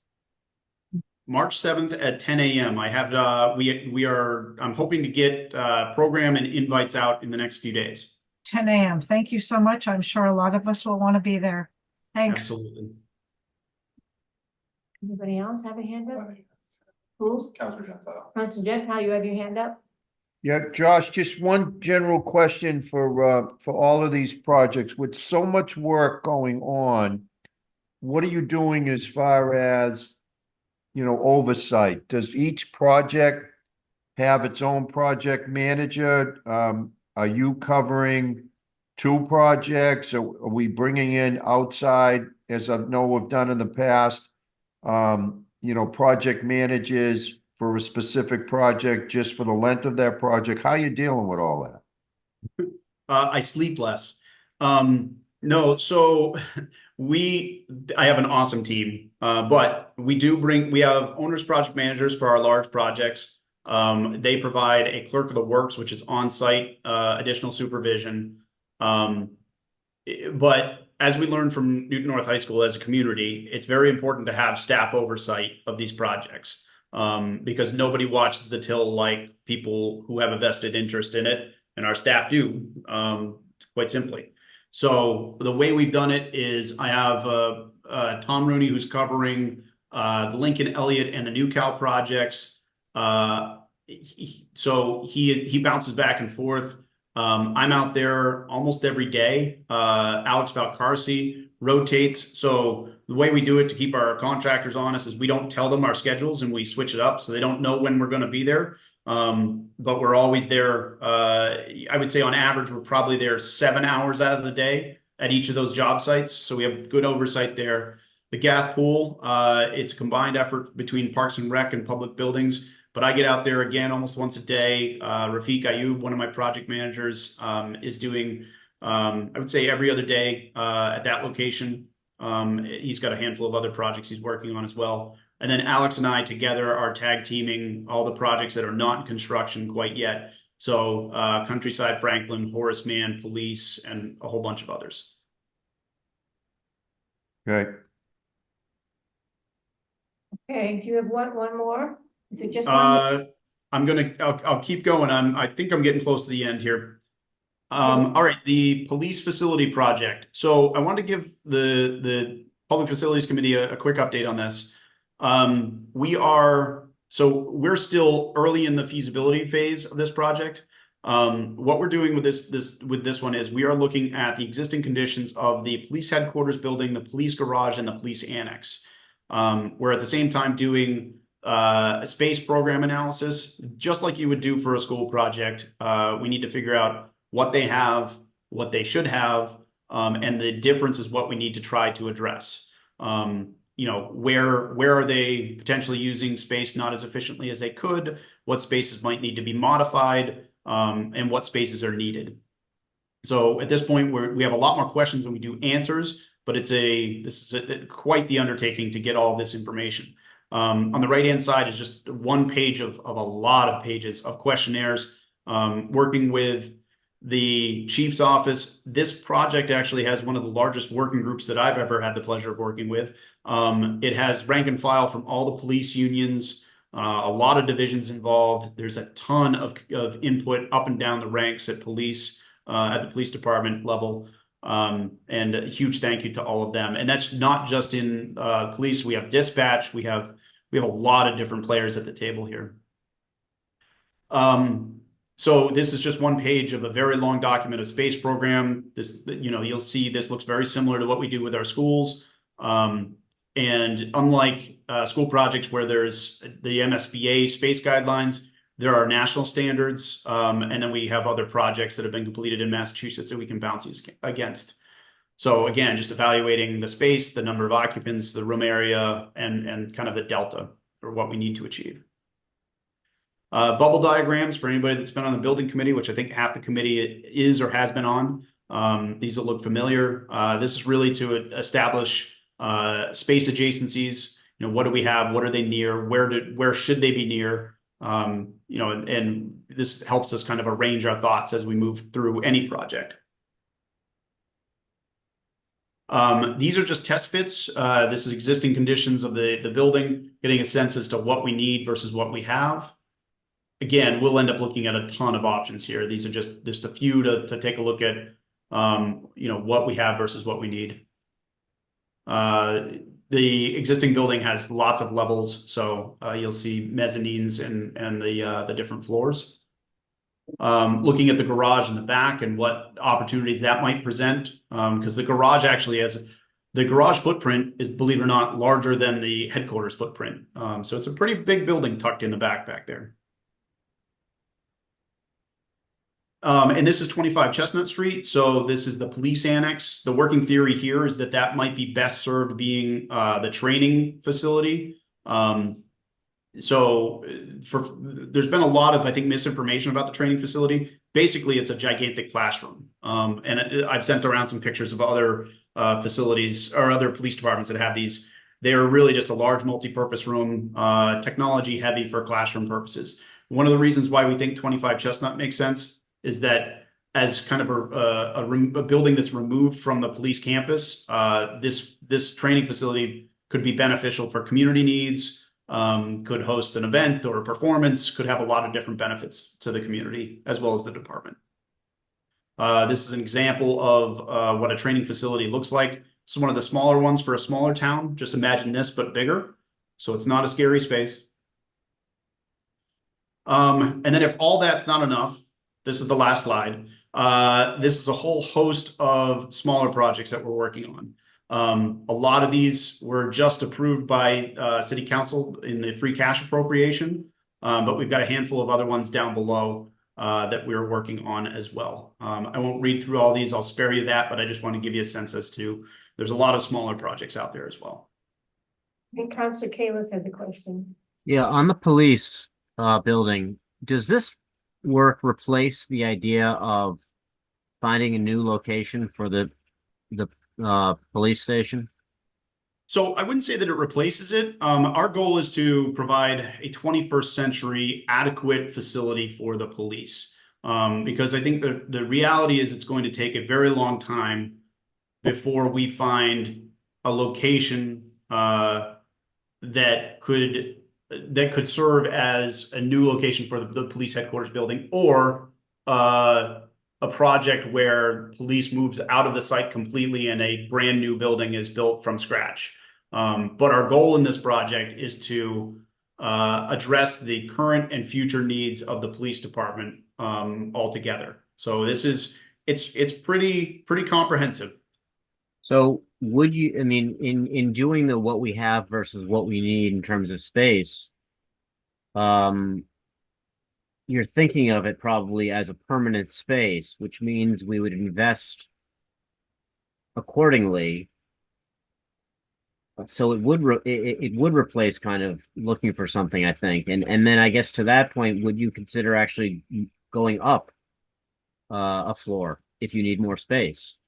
So, great question. I wouldn't say that it takes the other project completely off the table. If you look in the capital improvement plan, it's still there, because I think in the long term, the very long term, we need to plan accordingly, and a new police station will eventually need to be built. How far out that eventually is remains to be seen. But that being said, and to your second question, the garage, I think, is the really big opportunity here. It has a ground floor footprint of 7,500 square feet. The concept that seems to have a lot of potential that we're studying is the garage right now is made up of a large amount of mechanical space for the one mechanic, a lot of storage, and then support services and property and evidence. The mechanic services have moved, so that frees up a lot of space. The storage area is underutilized. And property and evidence really should be in the headquarters building. Having it in a removed building from a evidentiary control standpoint is not ideal. So moving that into HQ really then frees up that entire footprint to meet the space needs of the police department. So that's a long way of saying that the working theory is that we could do a 2 or 3 story building in the back, and basically you just build up until the point where you have enough square footage to meet all of the space needs that the police department has. Part of that building in the rear, the one thing that we are confident about is that the combined dispatch center would be back there. Because if we're going to create that kind of, as Councilor Gentile, you'll remember from our fire headquarters project, you remember COPS and the resiliency and all the things you do in a public safety building and seismic protection and all of those things that triggered a whole host of things. Well, if we can get all of the major critical facilities into this property in the rear, then it makes the headquarters building a far simpler project.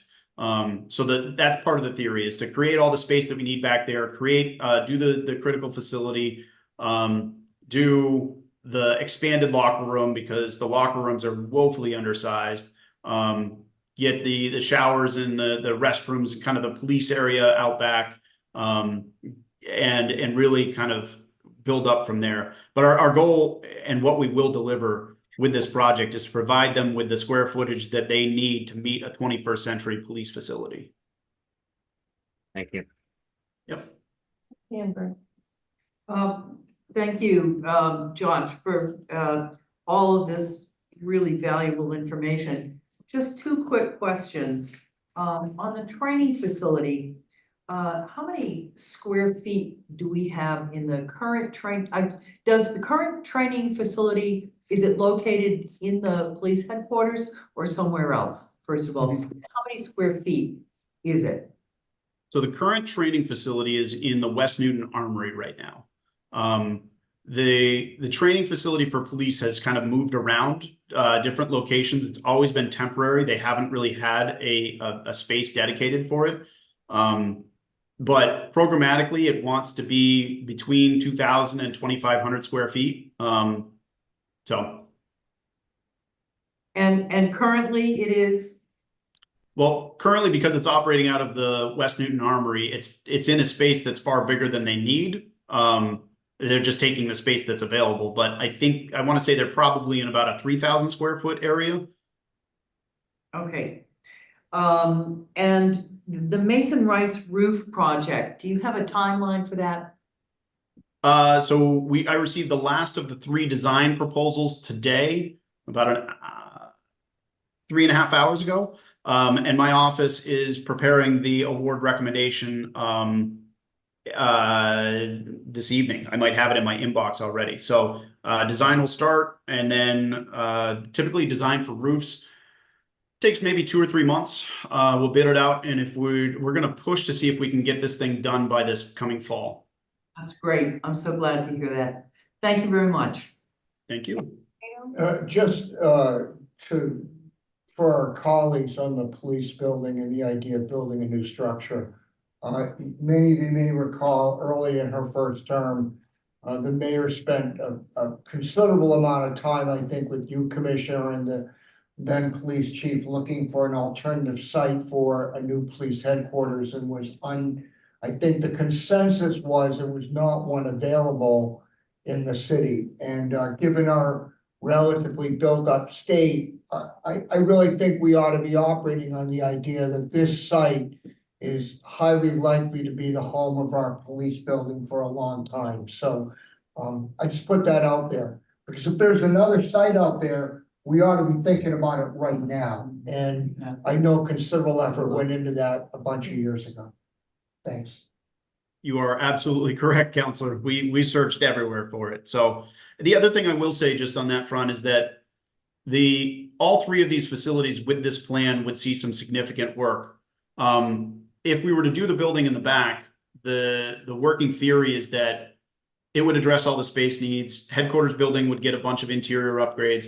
But let's say down the road, the decision was, all right, it's time to build a brand new police station. The building in the rear would be designed in a way that it could be, the new building could be built directly onto it. And the reason I like that approach is that this will provide all the space to allow the police department to operate as a 21st century police station, with all the adjacencies and all the spaces they need, and everything that goes into being a 21st century police facility. But if in the future the determination is, you know what, it's now time, if we were to build this building in the back, it's a brand new building, and it then gets physically incorporated into the new HQ building, should that decision be made. And I'm talking about long-term planning. So I think that concept provides a lot of flexibility. So may I just respond? Oh, go ahead. So I would suggest, Commissioner, that doing what you're doing now is obviously critically important. But before we make the decision to go ahead with proposal like you're thinking about, I think we should have a robust discussion about whether or not it makes sense to try to do a brand new police station at that time, rather than doing this type of project in 8, 10, 15 years from now, having to do something different. And we may come to the same conclusion, but I think that's a discussion that we need to be having in this committee, and having publicly, frankly, before we start expending, 13, 15 or more million on clearly what need to be significant improvements. And I'm all set with that. Thanks. Thank you. Okay, I don't see any other questions. So I want to say thank you so much for all of this wonderful information. It really is. Councilor Malachy has a question. Since you're here, on the subject of the police station, when you were talking about the existing facility for a long time, my impression was that you're talking more like a 50-year time frame or something like that. Is that what you meant, or? Well, I don't want to put a long-term schedule on it. I don't think it's my place to speak to that, but I will tell you, the way I'm looking at this is I want to make sure that when this project is done, the police department has all the space that they need to meet national police standards, and space in the right locations so that they can operate by today's standards and have flexibility to grow as a police force. You know, how many years or decades that buys us, I would defer, quite frankly, to all of you as much as I would to this administration and future administrations. So the idea would be to build the garage site. So is the garage going to be torn down and a completely new structure built there? And build it just as big as we need now, or in the short term, but not the scale that you would envision possibly? So the concept that I was mentioning, if we were to go with it in the rear, would be, yes, we would tear the garage down, we would build a new facility back there. And to Councilor Kalis's point, you just build as much in that footprint as you need to meet the space demands of the Newton Police Department. And that's still being studied as an option. Yes, yep. We're still in feasibility, so we're looking at a lot of different options, but it has enough merit that I thought it was worth explaining to you all here this evening. And have you considered trying to acquire the vacant Bank of America branch that's right next door to the annex? Would that be useful in any way? Like, it has a vault, would that work for evidence? So I would say that in general, well, look, selfishly, I would always like more land, but I would say in general, we have the land necessary at police headquarters to meet their needs. Certainly they would love to have more, but I would imagine that if the police were to have more, they would want more contiguous space. So there's that. The other thing that I'll just remind folks of, the parking lot that we have behind police headquarters has the Cheesecake Brook culvert that runs right down the middle. So when we talk about how we utilize that site, that is one piece of infrastructure that we're going to have to work around. The other thing that I'm cognizant of is that we need to make sure that we are able to keep the police department fully functional 24/7 during this project, which is another reason why the concept of building that building in the back, I think, has a lot of merit, because it would allow us to build all of the additional space they need, get that fully operational, move those functions back there, and then take a more phased approach to the work in the police headquarters building. And then also at that point, with the building in the rear online, the folks over at 25 Chestnut, the annex building, would be able to move in, and we could take that building and do what we need to do to make that the training facility.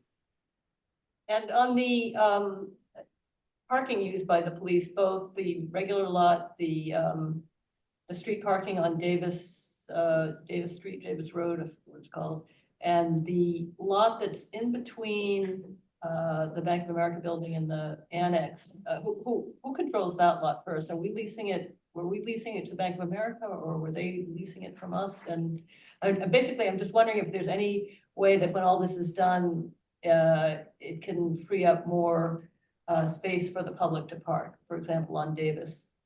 Yeah, it's a good question. I think that there's going to be opportunities for additional parking on Davis. It's a little early to say for sure. Right now, it's all restricted to police because of 25 Chestnut, the annex, and all the divisions that operate out of there. As a training facility, there's going to be times when police need that parking, but I don't know if those times are going to be so frequent that it justifies having that be for police personnel only. We're a few years ahead of ourselves in that conversation, but I think it's certainly something that should be on the table and should be something that we study. The parking lot that the bank has, or the parking spaces that the bank has, were leased or licensed, I should say, by the city. Those parking spaces are going to come back to the city to help support the police annex both now and in the future. That, of course, will reduce the demands on the streets, which is good for West Newton. And then as far as the parking on the existing headquarters building, I don't see any major changes there, negative or positive. So that's everything I know about parking for police at this stage. And the use of the Santander lot, that's just a short-term temporary thing, because people in West Newton got really excited thinking that if the police got to park there for a while anyway, that there'd be more street spaces available for the public, but it sounds like not. I wish that was a permanent solution, but I'm very grateful to the owners of the Santander parking lot. They're going to allow police to utilize that for a few days while we're doing some test wells, test pits to determine the exact location of the Cheesecake Brook culvert. And then I believe they're also going to afford us that same opportunity when DPW does the full depth reclamation and paving of that parking lot. Thank you. Thank you. Okay, I think we're done. Do we have one? No, yes, yeah, we should hold this item. We're done for tonight. It's on this item, that's all I'm saying. Okay, Counselor Laredo has moved forward.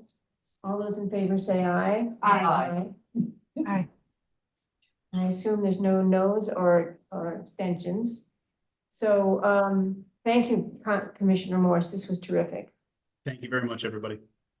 Our next item is 120-24, which has to do with an update from DPW on water sewer plan and open capital improvement projects.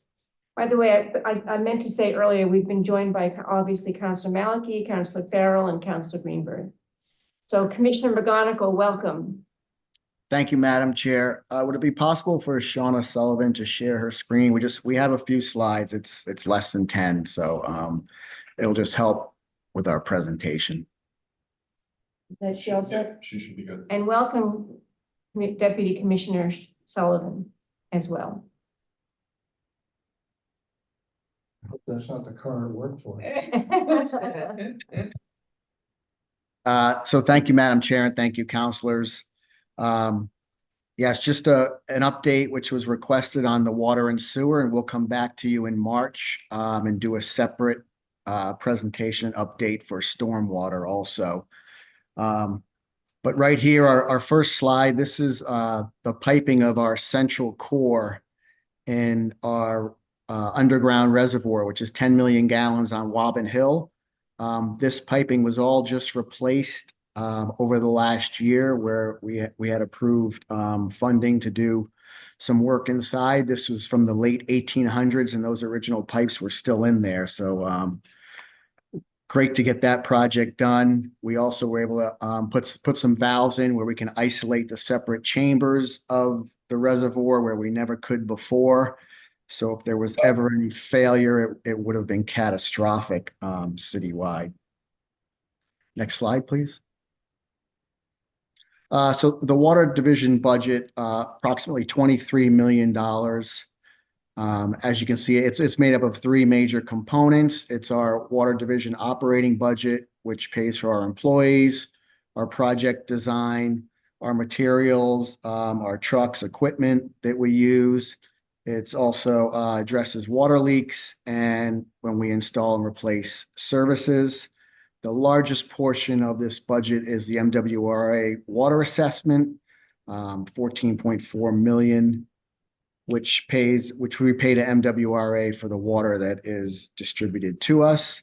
And then our last chunk of this budget is 3.8 million for our debt service payments.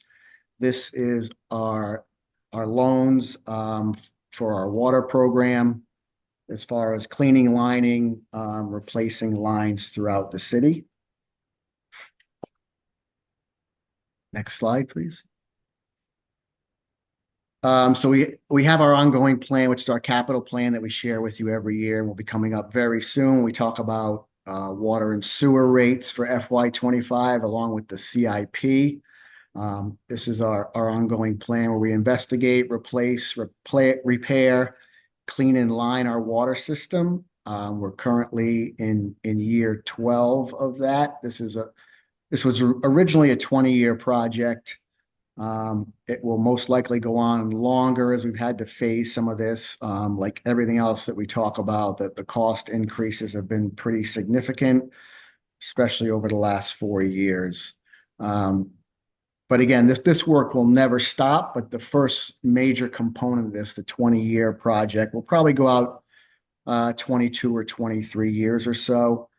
We came to you about 2 weeks ago to discuss the water meter system replacement program. Right now, we are over 10,000 meters replaced, so that's moving along well now. And our customer portal is also active, so we are encouraging people to sign up for that. The customer portal allows you to view your water usage. You can set alerts, so if you had a leak or anything of that nature, it would notify you. State-of-the-art system. I know some of you have had your meters replaced and have signed on to the portal. Again, we'll be pushing that out more and more as we complete the water meter replacements. As I said, major project completion. We just completed the Wobbin Hill Covered Reservoir. Again, a critical project that was really in the making for probably the last 10 years. Had to go out to bid multiple times. It was difficult. All of this, the internal piping that you saw had to be custom made. So quite an intricate project, which we're happy to have that done. Many of you are aware and felt the pain and shared the pain of the Phase 1 Ward Street water main replacement program.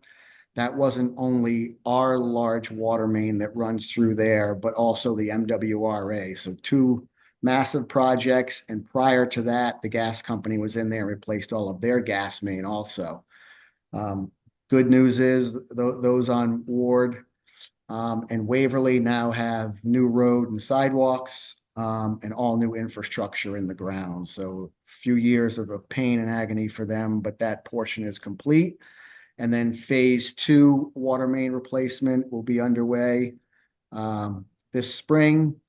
And again, MWRA has a water main there that they'll be replacing from Waverly to Center, and then Center to Commonwealth Avenue.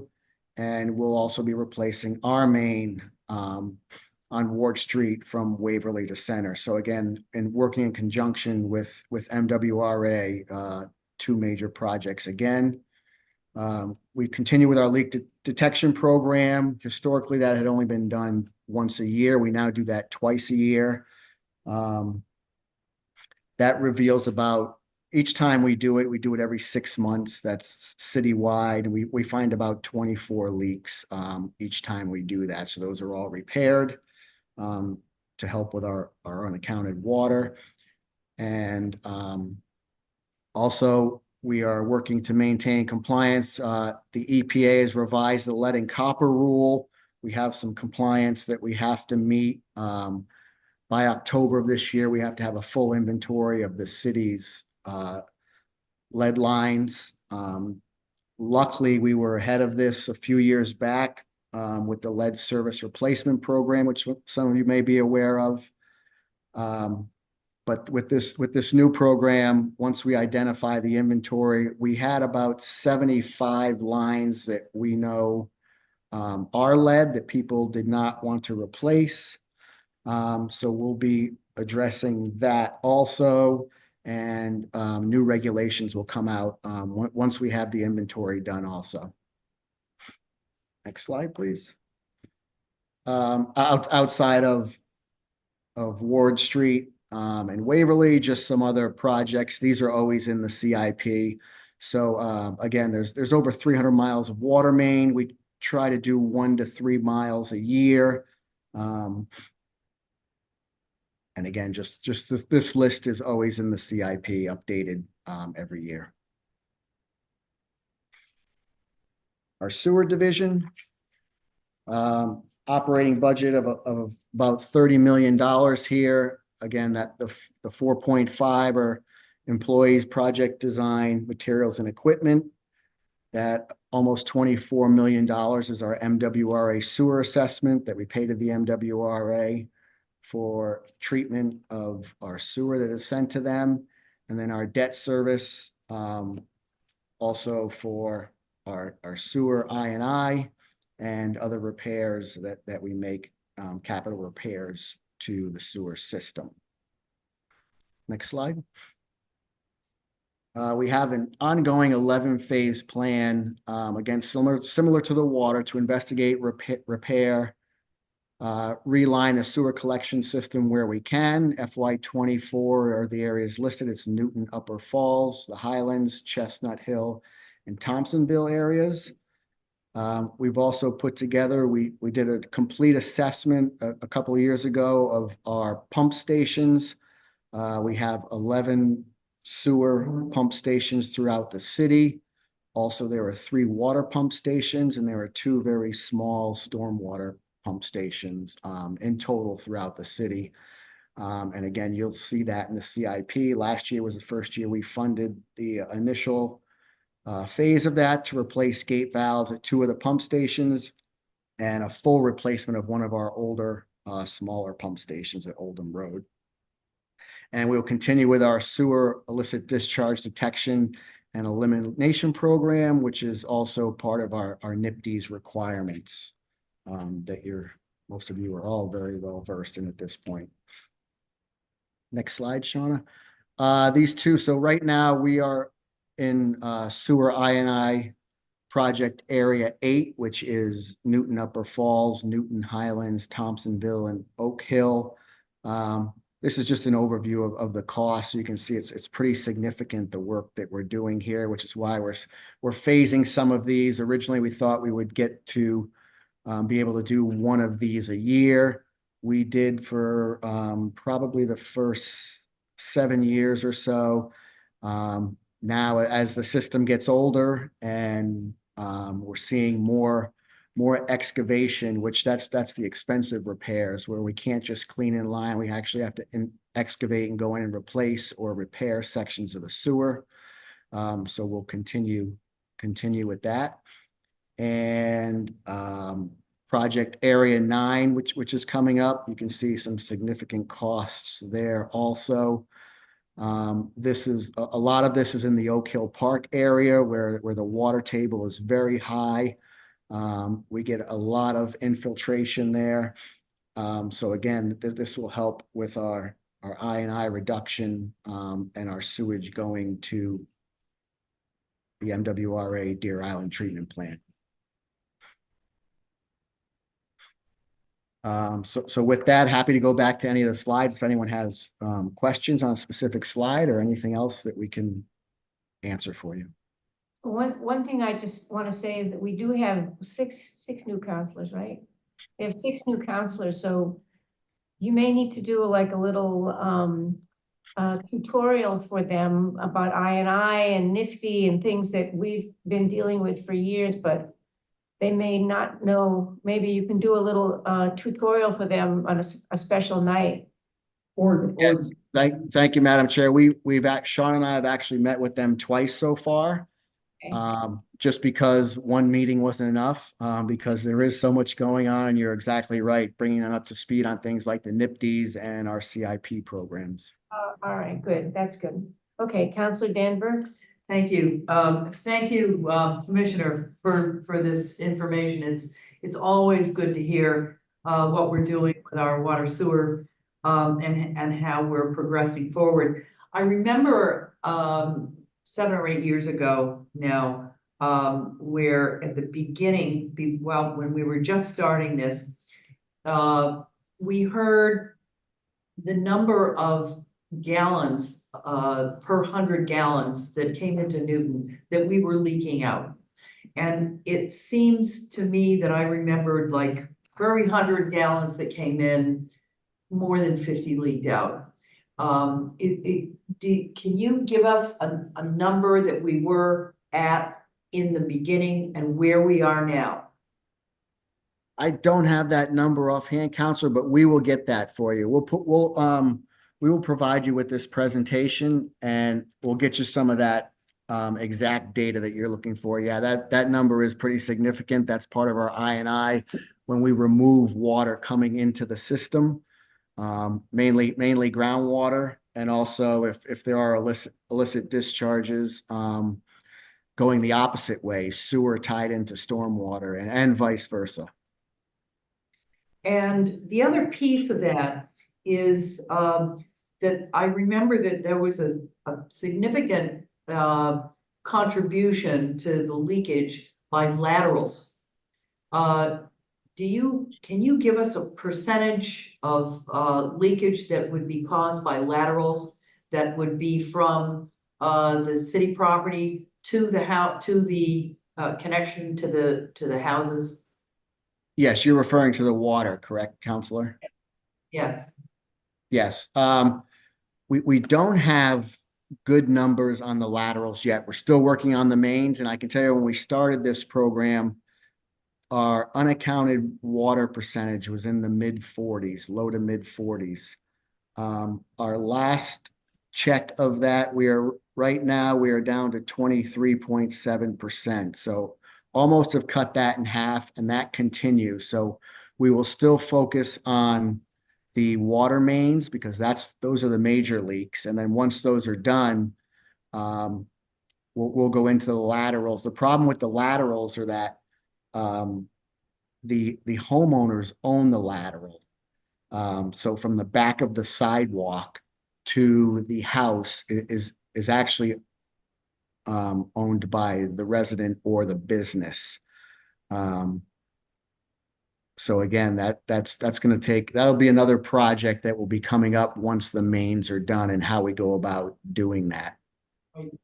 And I remember Councilor Crossley, and it might have been back when now Mayor Fuller was working with her. They were talking about the possibility of docketing an item to discuss the possibility of requiring an inspection of the laterals, just like upon sale of a house. Just like now we require inspection of smoke detectors. And if we were to require an inspection, we would, number one, know what the condition of the laterals was, and number two, the potential buyer of the house would be informed as to the condition of the lateral. And at that time, since it takes, let's say, 30 years for most of the houses to turn over, in 30 years, we would, if those laterals were replaced, at a cost of I think it was a few $1,000s, but I had mine done, and it was a few $1,000s for me to do mine. That would be the time to have them done. And over a period of time, we would be able to essentially solve that problem.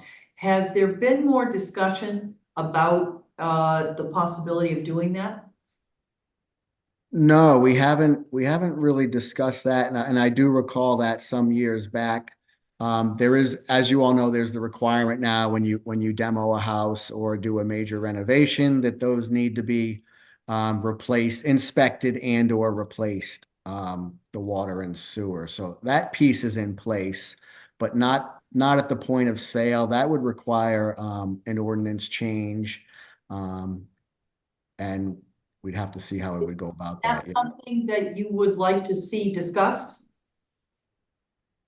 Yeah, I'm sure we could discuss it. There's probably many more logistics involved. If I recall, I think the Realtor Association was very much against this, which I would imagine, but it would make sense at the sale of a house, to have these inspections done. Historically, if you had a septic system, that's a normal process in a purchase and sale agreement, an inspection there. So this would be similar to that, I would imagine. You do other systems now. It seems to me that might be a logical move to make.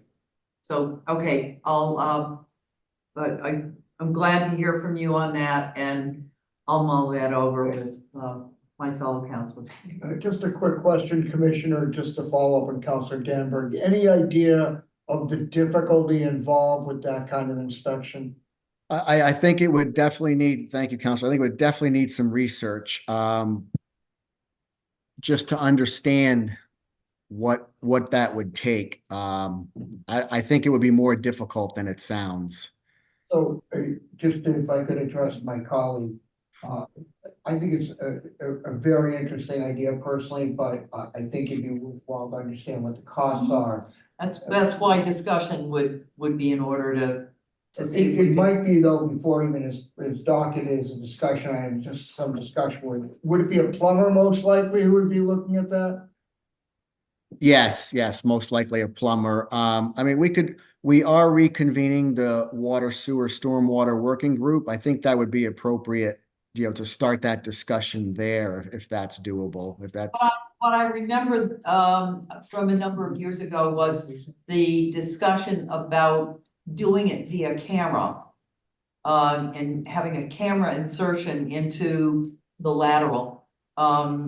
To examine the condition of it and where leaks would be if there are leaks. Yes, with the sewer, that's very feasible. The smaller water services, there's some technology out there that's just coming out, but right now I don't know if that's feasible or not with the water services, the smaller water lines. Counselor Kalis, you had your hand up before. Do you still have a question or a I'm comment? okay. Yeah, I see Counselor Gentile, but Counselor Kalis, yes, no? No, I'm okay. Counselor Gentile. I just wanted to add on the issue of the inspection of the laterals. A couple of things. Obviously there's a cost involved for the initial inspection. It's not inexpensive because of the cameras and so forth that are needed. The realtors were concerned because it's something that can end up holding up a sale.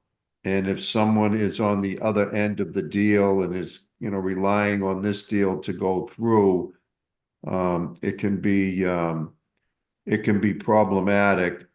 Also, the buyer always has the ability, if they want to have an inspection done, to see if there's an issue, then, they can make that a condition of the purchase and sale agreement. And then if there is a problem, I don't disagree with what the council was saying about the price at one time, but that replacement of a lateral, which was in the middle thousands probably, I guarantee you is now 5 figures. It's over $10,000 like everything else. It can be pretty pricey.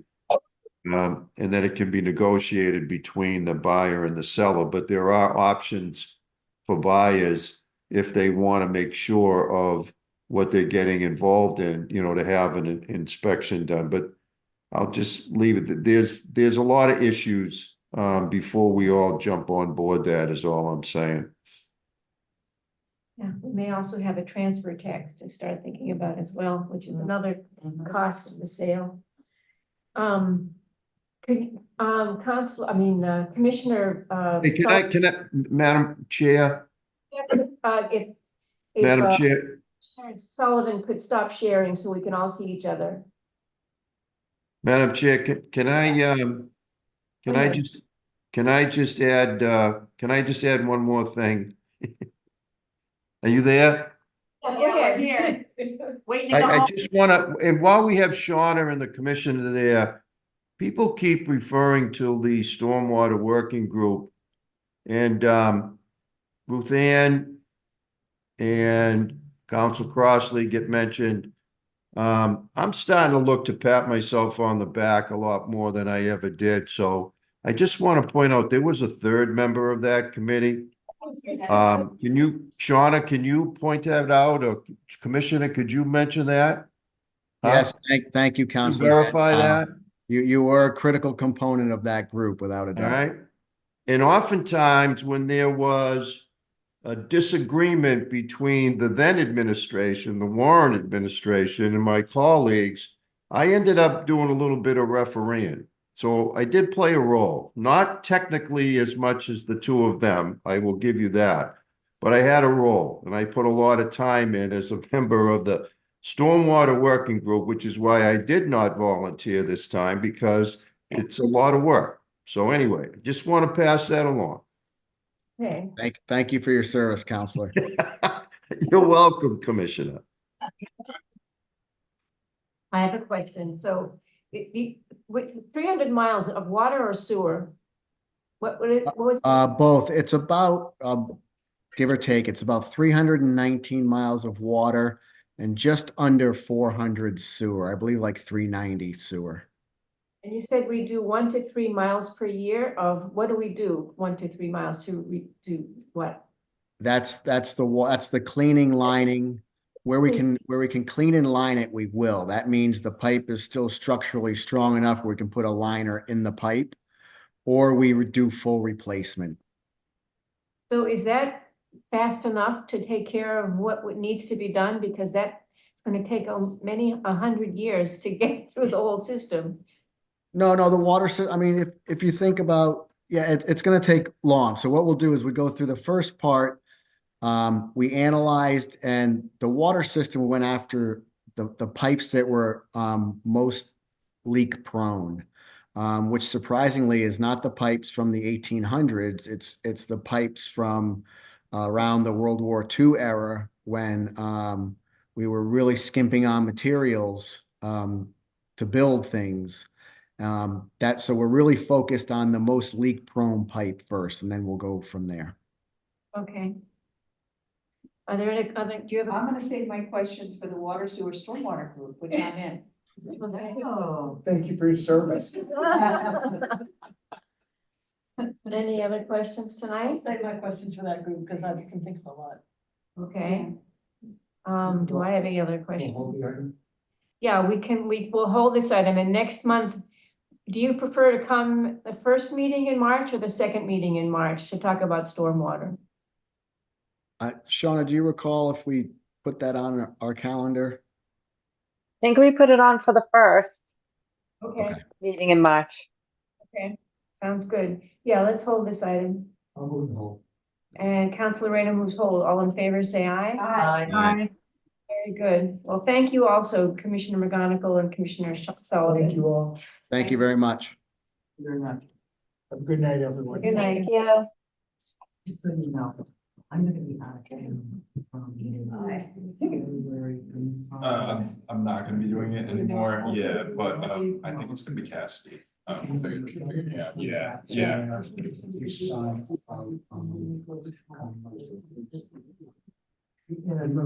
From like last,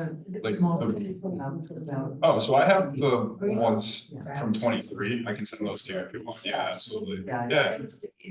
It's been in the works Yeah. planning for a couple of years. Yeah, I cleaned it up a little bit, yeah.